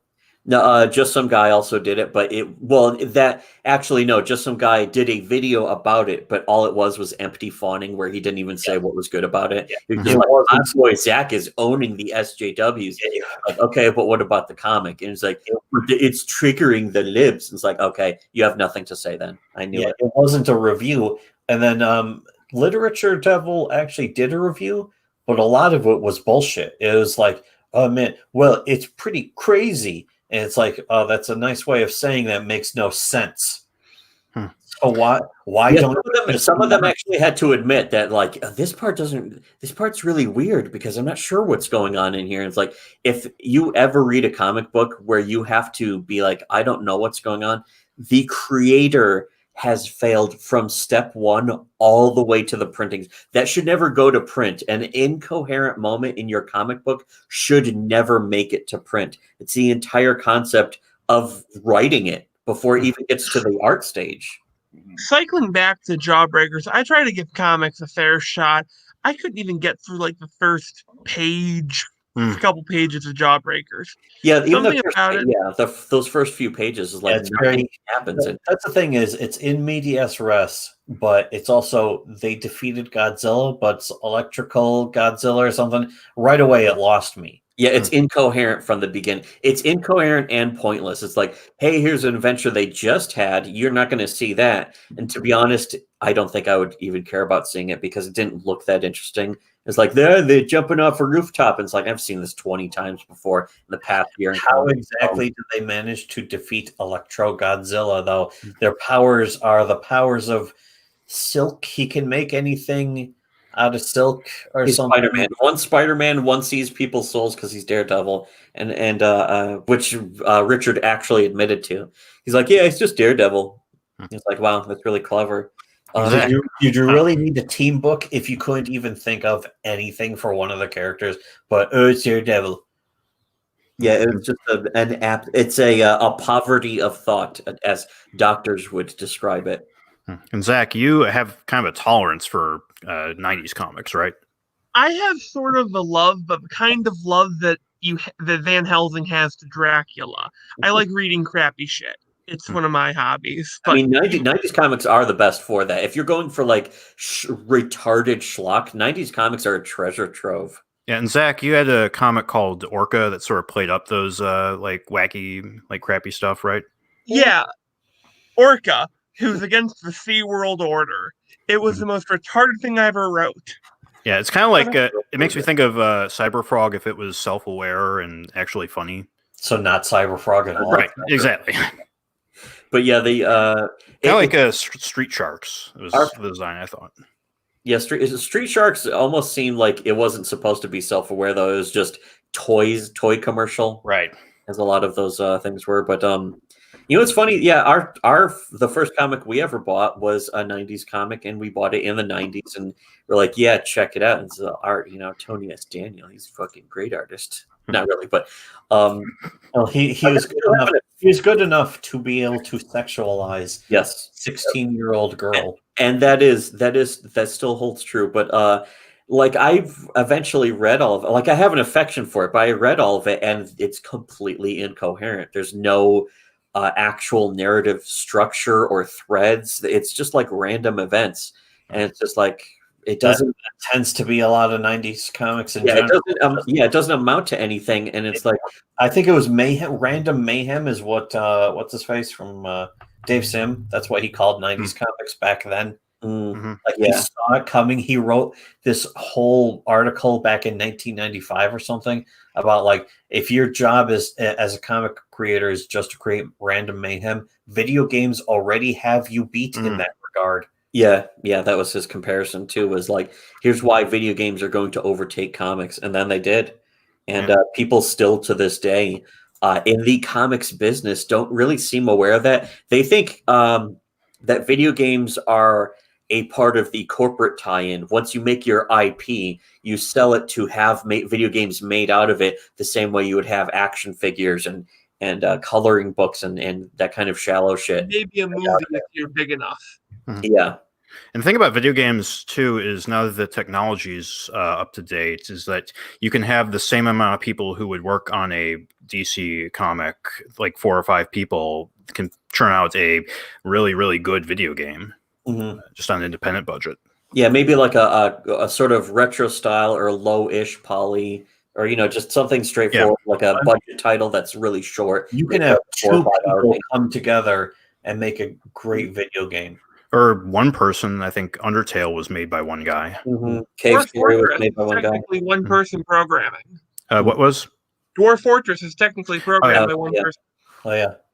If Dwarf Fortress, if that counts as a game, anyways. But I mean, Cave Story was one guy too, and there was Space Pirates and Zombies was 2 people. That Fight and Brawl, something like that. That I played recently, that was I think by 2 people, and one of them just did the soundtrack. Let's see, where is it? What is it called? Brawl, nothing. What? Oh no, it's called Fight and Rage. Right. Yeah, Fight and Rage was like the 2099. Again, look at what we have in the modern era for developing stuff digitally for video games. No one is saying, oh, you can't make a video game unless it's a physical copy. You're not really playing a video game. Nobody says that. No, but there's a few people, but they're like weird hipsters who are like, it's not a real video game unless you're playing it with the original. Nobody listens to them. Nobody is giving them hundreds of thousands of dollars to make a physical cartridge. In comic books, meanwhile, in comic books, that fake opinion, that exact same fake, false, non-existent opinion has an entire backing of hipsters, but there are people who can't admit they're hipsters. They're like nerd hipsters who think, no, I'm a nerd. I'm into nerd geek culture. I open my geek crate every month. Authentic geek crate. It's an actual crate. It comes with their subscription. There must be $20 worth of crap in this. Those companies are long out of business now.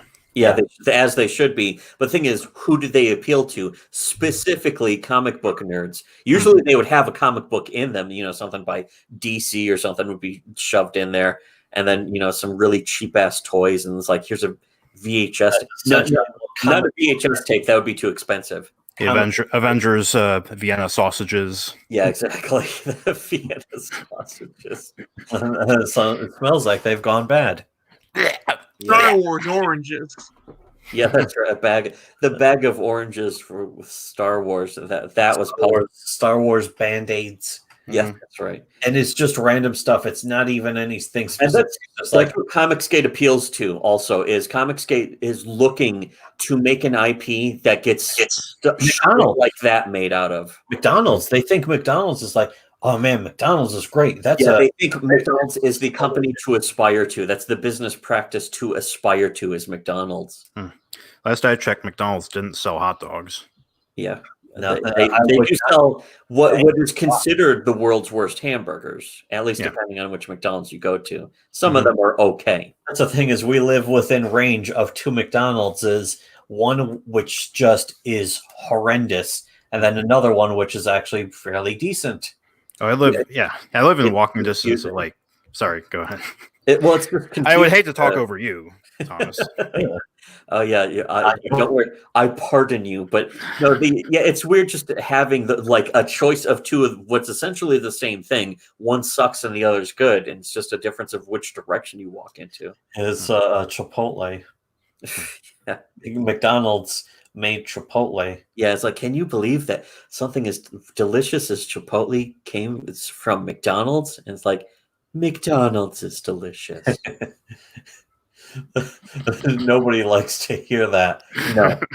But how is it that they're popular anyway? The reason why they're popular is because they're cheap. They're cheap, and there's a million of them. Yeah, that's not something you want to do with comic books. That's not an aspiration in comic books. Is to make a empty, soulless consumer, disposable consumer product. Make sure you grab as many X-Men SpaghettiO cans.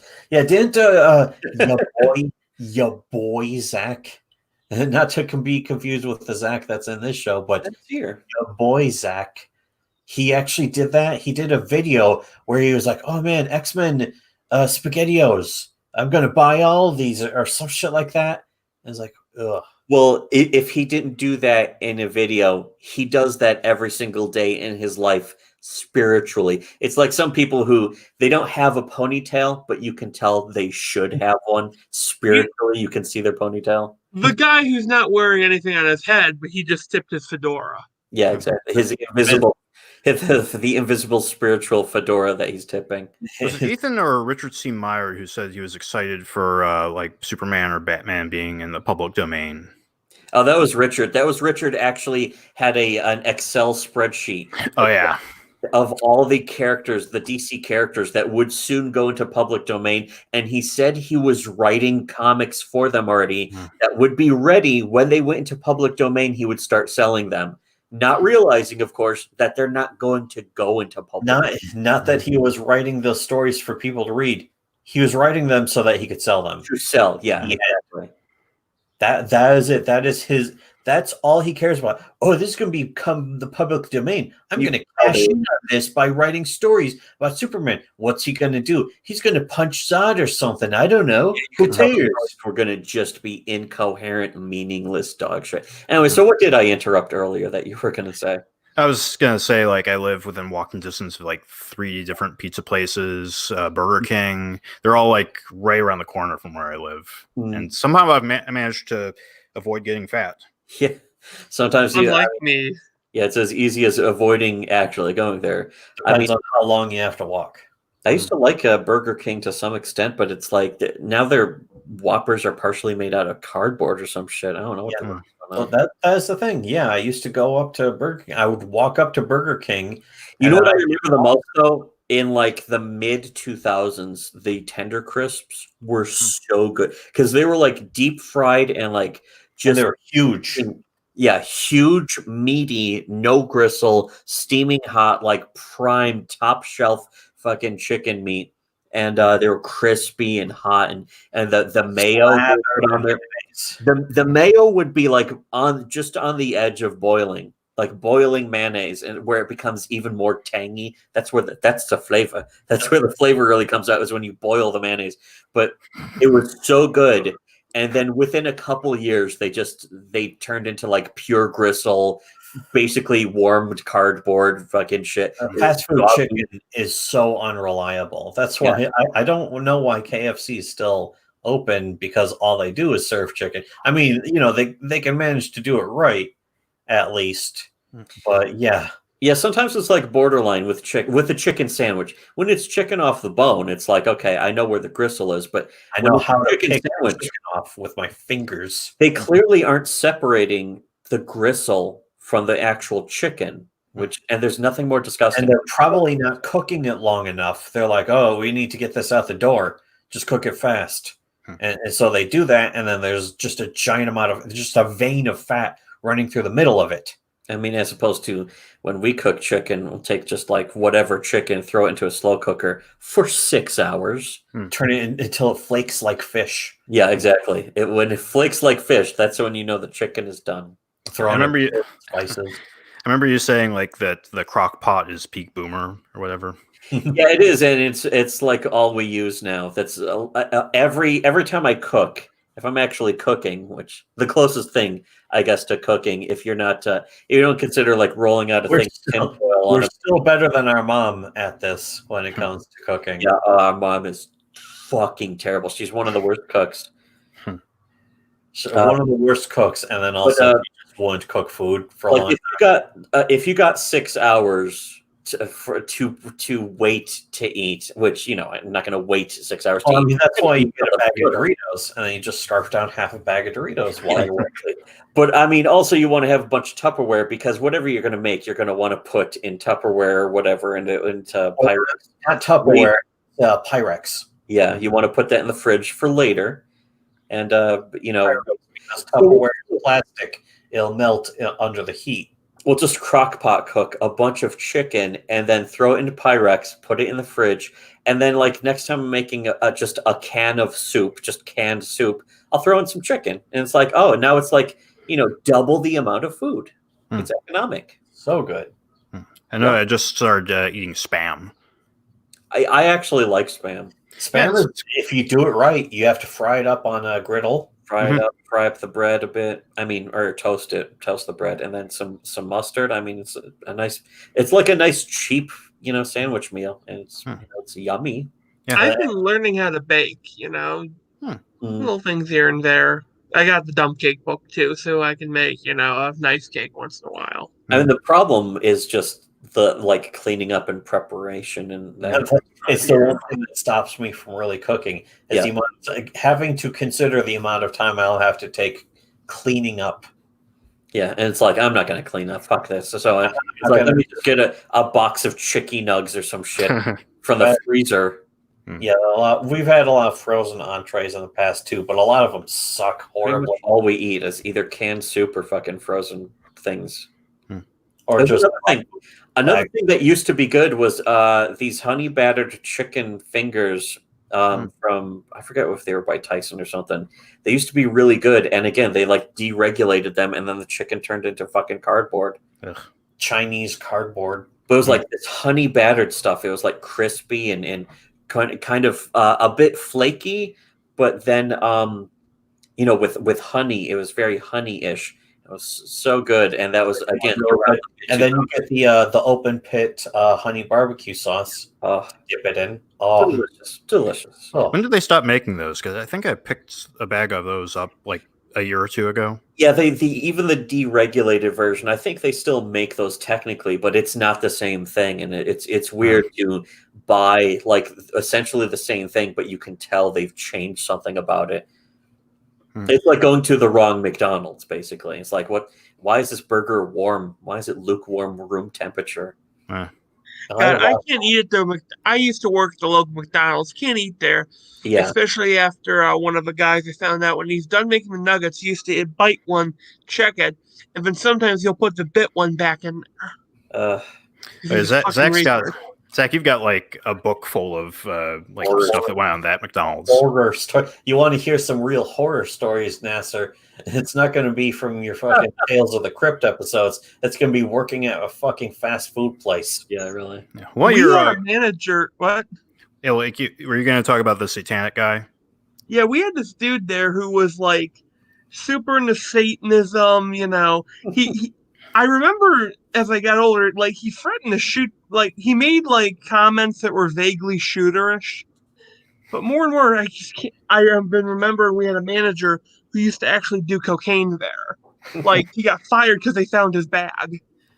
I guess if you're the manager, that's the only way you can do cocaine. You would think it would be safe if you're the manager. Who's going to tattle on you? You're the manager. Yeah, but it's McDonald's. Like I could lose all this. You know? I could lose all of this.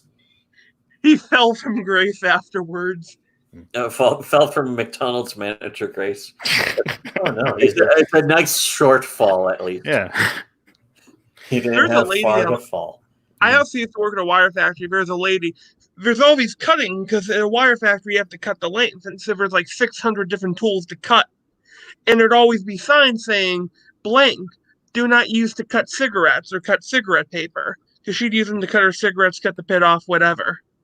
Oh, the signs would be directed specifically to her. Yes, there's a thing that's a 6-foot blade we use to cut the thickest gauge wire. And apparently she almost lost a finger doing that. They call it the guillotine because of that. And a guy lost his hand on that machine. Yeah. Oh, Didn't some guy drive like a forklift into a wall? yes. He drove a forklift through a wall into a bathroom on the other side. Only the forks went through. Yeah, I mean, you think a forklift would actually be easier to avoid because they're like feelers. You would think that people who would have these jobs driving forklifts would be a little more professional. He didn't have the job. He wanted to see if he could drive it. Oh, like a guy is like, yeah, I'm gonna drive the forklift. Yeah, okay. This is why The guy, I'm make pretty you sure certified for he had some mental issues. Yeah. No. Oh, you think? He liked to pet small animals, but he kept killing them. Oh. That's literally from Of Mice and Men. Yeah, I was about to say Lenny. Yeah. Yeah, that's my joke. Tell me about the rabbits, George. It's that, which is also that reminds me again. Tell of me Richard about the Pryor. forklift, George. Yeah, tell me about the forklift. Can you give me the drive the forklift, George? Yeah. I could go into this wall for George. I'm going to open up the bathroom so more people can use it. I'm gonna make more space in the bathroom, George. Yeah, but that reminds me though of speaking of petting small animals until they die. Fucking, it was nice of Richard to start off his big resurgence into comics with a fucking comic where a guy snipes a fucking rabbit. Ironsides. He's badass. Yeah, The very first thing he does is he kills a defenseless bunny rabbit by sniping it from about 50 meters away. yeah, and he acts like he's a badass about it. He brags about it. There's Yeah. fucking hunters No. who do that. Yeah, you know what fucks me up more than that him shooting the rabbit is the way he's posed. Like he's bow-legged and like it looks like he's bending over backwards, but he's flat on his stomach. Yeah, it's kind of fucked up. Even the art is shit. Yeah, the art sucks. I don't want to blame the artist too much because it's like if it was a web comic, I'd be like, it's all right. It was free. Yeah, if it was free, and I mean, I guess it was free for us, but he charged money for it, and you should be in jail. Richard should be in jail with the rest of his criminal friends. Harm against bunnies. Yeah, for harming a bunny in the comic, but also for charging money for Ironsides and Jawbreakers 2. And then I guess Ironsides 2, which I legitimately have no idea if it's out or not. Like you said that Jawbreakers 2 was out. I completely missed that. Yeah, I haven't God King. I think that came out. I have no idea. seen a clue that it ever existed. No one's. That's the thing is, that's kind of our bread and butter is trashing comics. We didn't even talk about it. We didn't even look at it. Yeah, and I don't know anyone who even bought it, which it's possible nobody bought it. It's possible that it was all funded with like a slush fund of just fake backers that don't actually exist. And I would love to see Richard, Like a Russian bot farm. yeah, I would love to, yeah, exactly. And I would love to see Richard acknowledge, hey, who exactly has these comics that you supposedly sold? because nobody seems to know anyone. He's got a youth store where it's stacked up right next to Walter White's stacks of gigantic piles of money. Uh-huh. I was looking into I'm sorry. No, you go ahead. Okay. Oh, I was looking into a little. I was going. Yeah, fuck. Shit, I'll go then. I was looking a little bit into like Jawbreakers while you're talking about it, and I just found like the worst article I have ever seen ever. Oh boy. Where it's basically they're talking about like Jawbreakers, but they're using it to talk shit about like Arctic Press or Antarctic Press. Oh yeah, to make. Yeah, that's going to be pretty common too. And I wouldn't be surprised if like you'd find a shitty article being like, "Oh, Jawbreakers, it's it's so problematic," and you don't really see any of that. Like even the SJWs don't seem to give a shit about any of these Comicsgate comics because all Comicsgate is doing is accidentally validating social justice, which is the worst thing. And something I don't see them going after social justice at all. I just see them going after people who were on their side or are on their side. Yeah, they just go after themselves and each other. But social justice doesn't even seem to notice their books to even complain about them. The only things you'll see is, stuff like that where it's like, oh yeah, Jawbreakers is so good that Antarctic Press is a piece of shit. And it's like, Antarctic Press did nothing wrong. Because you actually read the Jawbreakers comic, and fucking Antarctic Press dodged a bullet by not publishing that embarrassing. If I ran my own independent publishing house, I would not take them. Yeah, I would never publish anything like Jawbreakers because Jawbreakers sucks. It's a badly written comic. It has shit art. It's something you'd expect from Liefeld, but it doesn't even carry the name of Liefeld. Yeah, exactly. How bad you have to consider Liefeld an inspiration for your art. It's bland and incoherent. The three things any comic book should never be. I ironically like Liefeld guns, but only in like the way that you like a horrifying monstrosity. The double barrel. The guns certainly weren't like he's not carrying anything. Yes. And they certainly weren't drawing inspiration from Liefeld's guns and Jawbreakers. Yeah, exactly. They drew inspiration from McDonald's, if anything, because all the guns were just straws. Literally straws, like over a clenched fist, like hovering over a clenched fist. Like you could tell they're not meant to actually be holding anything. He just drew a fist and then drew a gun over the fist. Well, that's the thing is he clearly was meant to hold that. It's just that they took inspiration from like the worst excesses of Liefeld, where it's like, isn't he supposed to be holding a gun here? I'll just draw a gun over the top of his hand. Yeah, exactly. And they would do that. He would just straight up draw a gun over a hand. It was an art flaw that instead Comicsgate was like, no, that's just his style. That's something that like furry artists say when they fucking draw a shitty drawing of an animal. It's like, oh no, that's just my style. That's not a flaw when it's a flaw. Mm-hmm. Anyways. So almost 2 hours now. Yeah. And we've not even talked about your show. It's supposed to be an anniversary show about your show.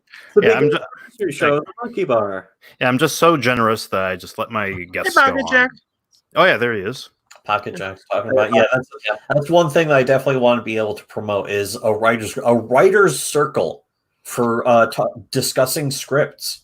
Yeah, it's because it's something that writers don't get really a lot of opportunity to do, and it's very easy. If you have 10 pages of any script, like a comic book script, or if you wrote a novel or prose or something, and you could sort of convert it into a like rewrite it into a script, like even a screenplay, like even a movie screenplay, either a screenplay or a comic script, just some kind of script like that. You can bring it right in and it will be read and you'll get feedback on it. You won't get savaged even. In fact, there's been some potential animosity that just never even happened. Like there was some guy who was like, oh, come on, you guys don't have the balls to do my script. And then we read a preview of his comic, like the first 10 pages, and we're like, actually, that wasn't too bad. And then he came on, and it was actually a pretty pleasant show. I was like, and that was like the first episode too. No, that wasn't the first one. It was, I think it was like the 5th or 6th or something. Oh, maybe the 10th, but that was the one with Monster MD, which I always thought was like, oh, Monster MD, that sounds really generic. And then we read it, and it's like, oh, it looks like actually some more work went into it, and found out when the guy came on to talk about it was that it was a webcomic he did like a bunch of years ago. And he did a webcomic. He actually started as a webcomic because he apparently had love for the story to publish it and not be like, I'm going to get $1 million on Patreon for this. And the actual medium instead of just, the print aspect. Last week, I actually submitted 10 pages of a script. For the first time, I wrote a comic script. And it's like, man, I want to do this. I want to go on this show, and I want to submit a script. Anyone can just like write up 10 pages. You don't have to have perfect spelling or grammar, because that gets ignored. If you have like typos and stuff, it would be like, we'll just get past that. And we focus on the core of the script, which is your actual story, your characters, and how well it's told. And Tony, you were on the last few episodes, or a couple of episodes about I keep thinking to call it the Tomorrow Kids, because it takes place in the future, but it's the Yesterday Kids. Yeah, you gotta think the opposite of tomorrow. Yeah, the opposite. I really want to get my thing up to 10 pages. I'm really nervous about sharing it to groups, Oh, don't worry about it. That's what I figure is like maybe holding some people back is like, oh, if I get 10 pages, but what it's the major stopgap is like, oh man, do I really want to share? I want to make sure this is ready for the whole world before I share this with anyone. And that's the thing you have to overcome. The first thing you have to overcome. You have to understand that the entire point of the writing group circle, like the round table, is you read it first. Any thoughts anyone has are. This isn't our show where we're reviewing Comicsgate comics. This is a writer's circle where we understand what you're trying to do. Yeah, exactly. And it's Preston who has a lot of experience with this, with actual like Hollywood scripts and that kind of stuff. And he knows at the beginning, you just read the whole thing as it is. Just read it out, however it is, just read it. And then after that, you say what you liked about it. First thing. The first thing after reading it is you go for the positives. And then you end on actual criticism. So you have to. The criticism is have something good to say about it. I've been on the show, I think, twice. The criticism is never presented as like, you have to do this. It's always presented instead as a writer, I would write it. If this was my story, I would do it like I do this thing. The criticisms are presentations of other possibilities or other aspects that you could do. It's never going to be like, oh, just throw it away or whatever. It's like, hey, here's all these things. Here's all these different options you can go with. And at the same time, you can ignore all of them. You can ignore all the criticism if you want. It's up to you. But it's important as a writer. It's important for you to at least listen and consider it. Which is it's another thing that again, if you read shitty webcomics going all the way back, you remember us saying you got to be able to first make it and make it disposable so that you've at least gotten something created out of the way. Get your first creation out of the way, so you can make your second one, which is always going to be better. Your first creation is always going to suck. So you might as well, at least, that's another thing that stops a lot of people. It's like, oh, nobody's going to like this. That should never stop you from at least starting. Yeah, and the thing is, if you've never written anything before, you don't have to bring your first ever thing over. What you should do is make your first ever thing and then shelve it and be like, now I'm going to move on to my second other thing. And I think a lot of other people, especially in comics, think they're just going to hit it big with their one IP. They're like, oh man, all I do is make the one character, my one Spider-Man, my one Superman, and that's it. And it's Batman, but he's a chicken. Yeah. Jack says, yeah, suck sooner. And that's exactly it. Get shit out of the way, so it's done. Out of the way. Move on to the leveling up thing. Don't even shelve it. Go ahead and present it. You can present it too, but the thing is, what you should do is be able to destroy it and then self-consume it and turn its particulate into new stuff that can carry over into digest it and then defecate it and then digest it, defecate it. Yeah, I think it was what Max Landis referred to as eating your own ashes, where you take the old things that you wrote, the old stories, the old characters, burn them and eat the ashes, and it turns into the new, like, parts of it. The best parts usually. It's kind of like how Star Trek II was written. Mm-hmm.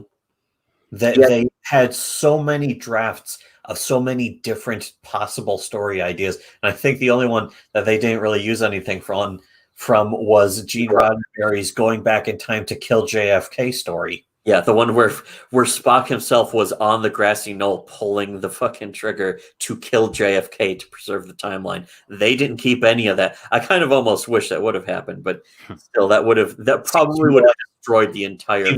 More like something they would do in Star Trek Picard nowadays, I assume.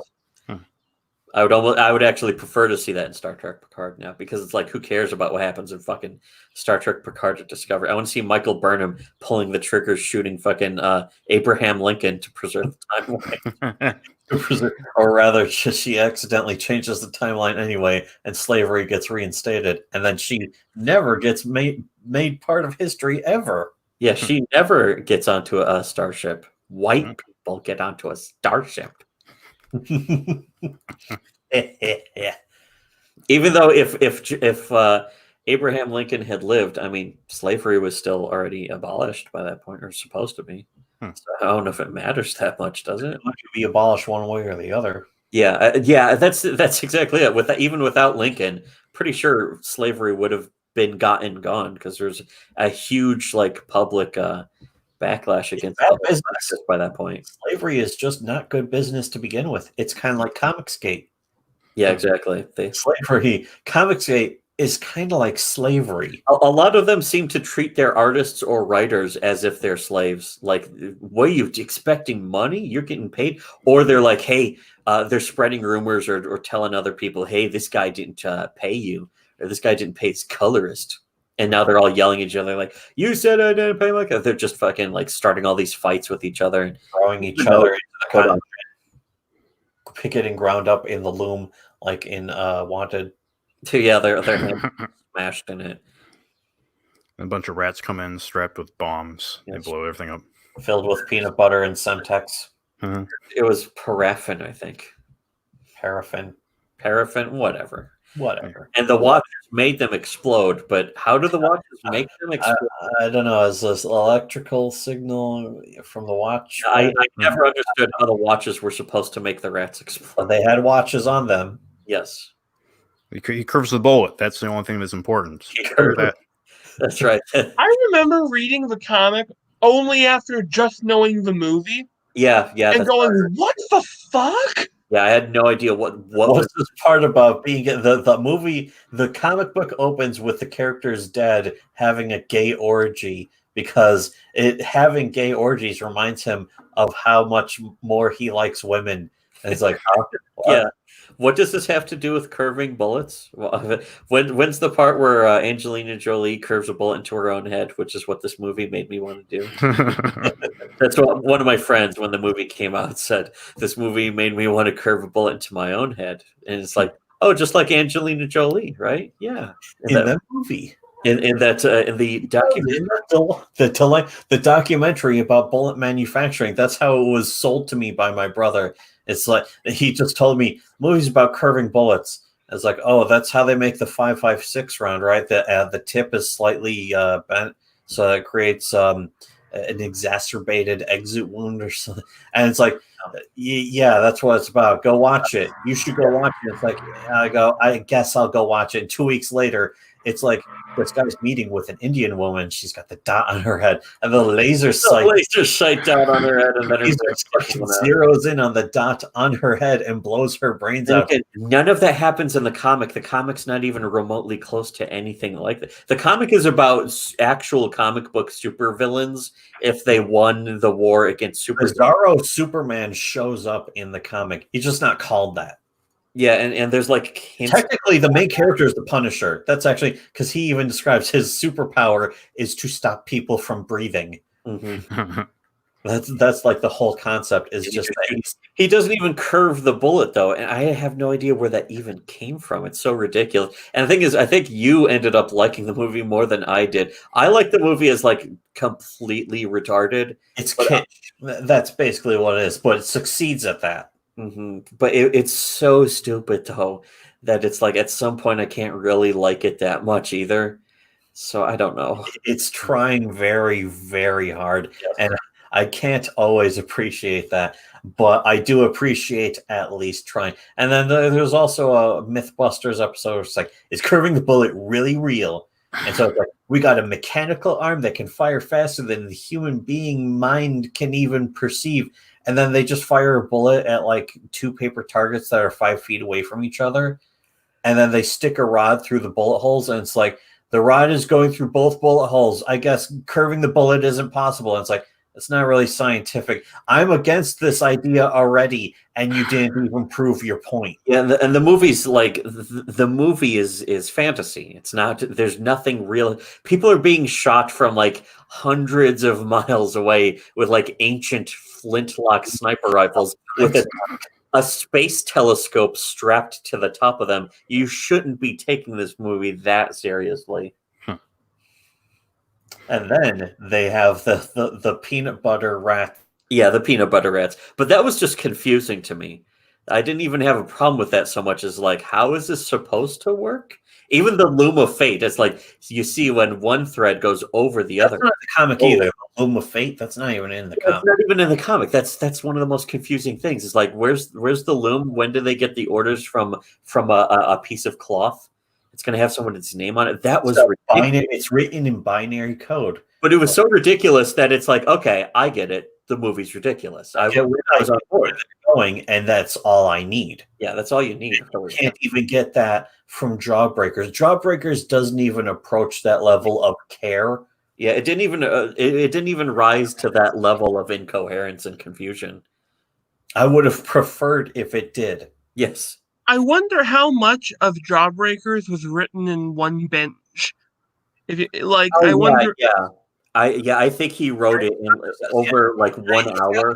And then Scott King Kong, and it's like, let me guess, he just saw Godzilla versus King Kong. No, you know, he put King Kong in it, or he put a giant gorilla in it, because as he said previously, before the comic came out, when I watched his videos, is that King Kong is in the public domain.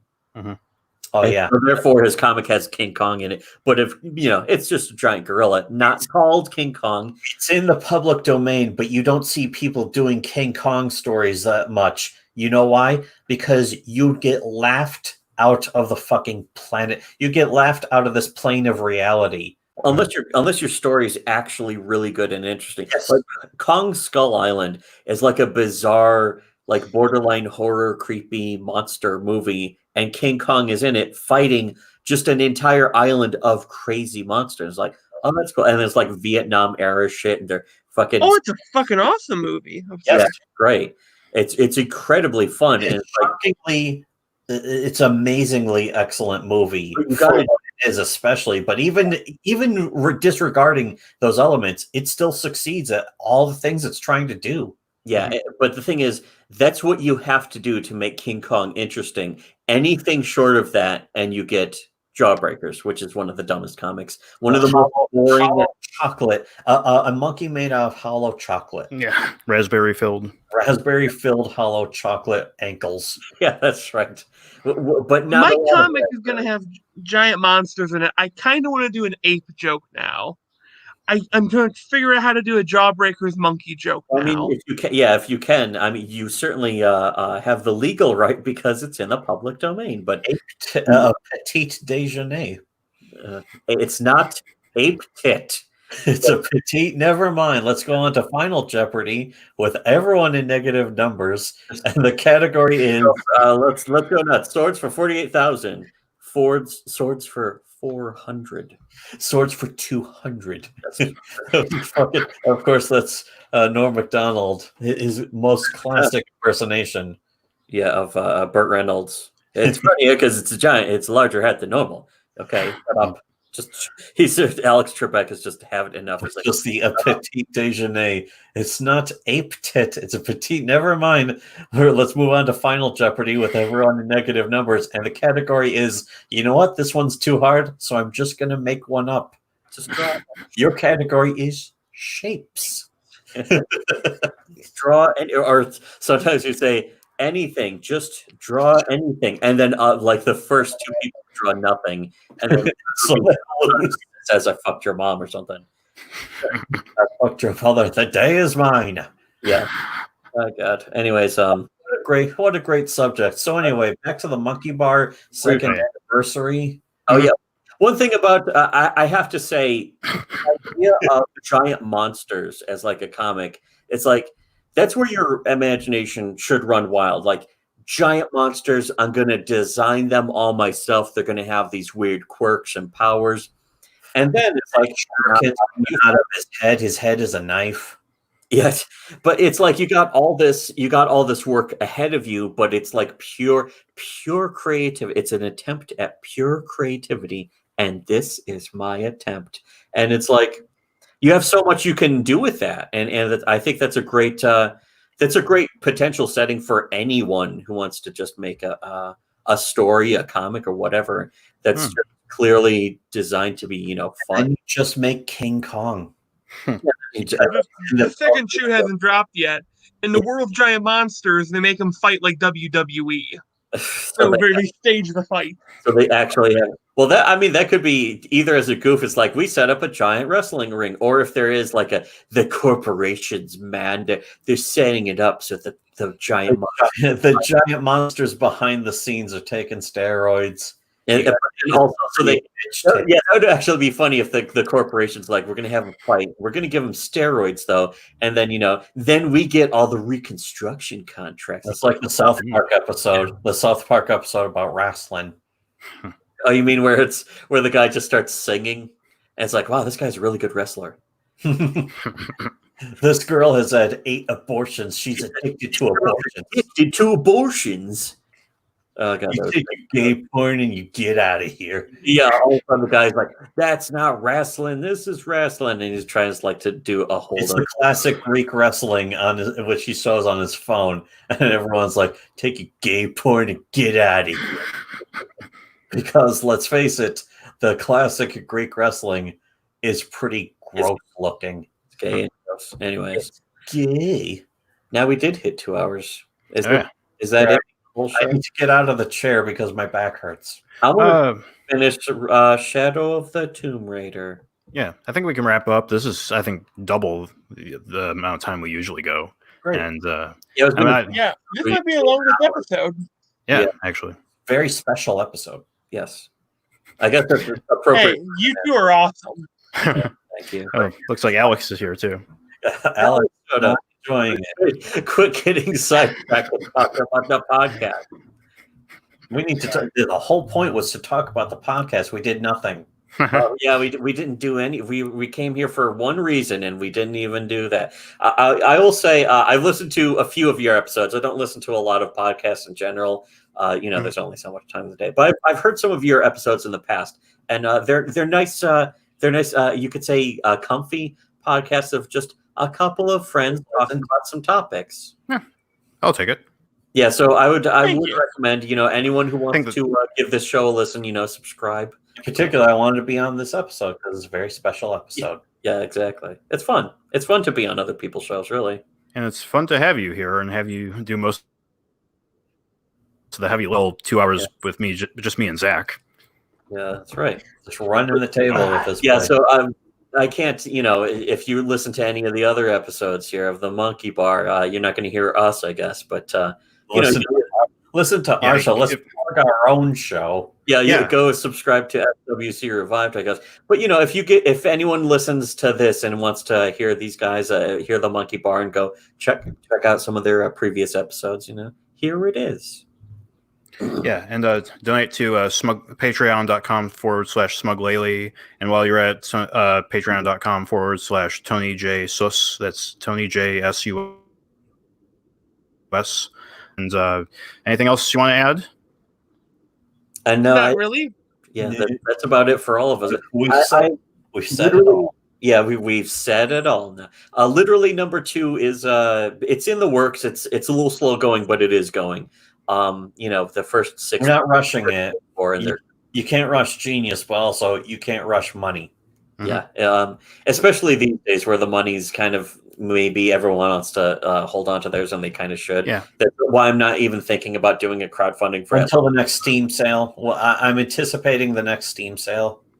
But I assume that Doom Eternal is going to go on sale. Usually, they always put a new Steam game on sale during whatever the big seasonal sales are, winter, summer. They do more seasonal sales than ever. Anyways, one other thing about literally too, I just saw like some of the early pencils for page 3. So it's again maybe a little slow going, but it is going, and it's still going to be out before a lot of other people who are making comics. Yes, promising the moon with their comics, and they're not going to be able to deliver as soon as this. And and we're not even promising a timetable, but ours is going ahead, and we haven't even asked for money yet. But we can use a bonus help to our Patreon.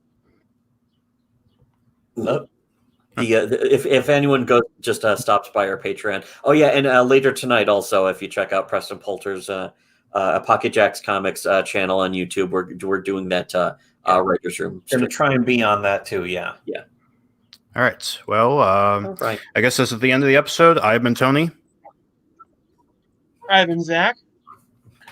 And we're the shitty web. The shitty brother. This is a good show. Yeah, and this has been it was show. Yes. And this has been the Monkey Bar. It's the Monkey. All right. Hey, I got a jet actually. Okay, yeah, me Where's too. Y'all have been fucking awesome. Come on. Yeah. I think I'm going to walk up to the beer store and I shouldn't be leaving the house. Yeah, I shouldn't be leaving the house, but I think I'm going to leave the house and get some beer. Yeah, it was good timing actually because both of us were awake. Usually, yes, not even, but usually we're not. Yeah, just asking us like a day or two ahead of time. So I need to get out of the chair anyway. So I do too. I'm heading.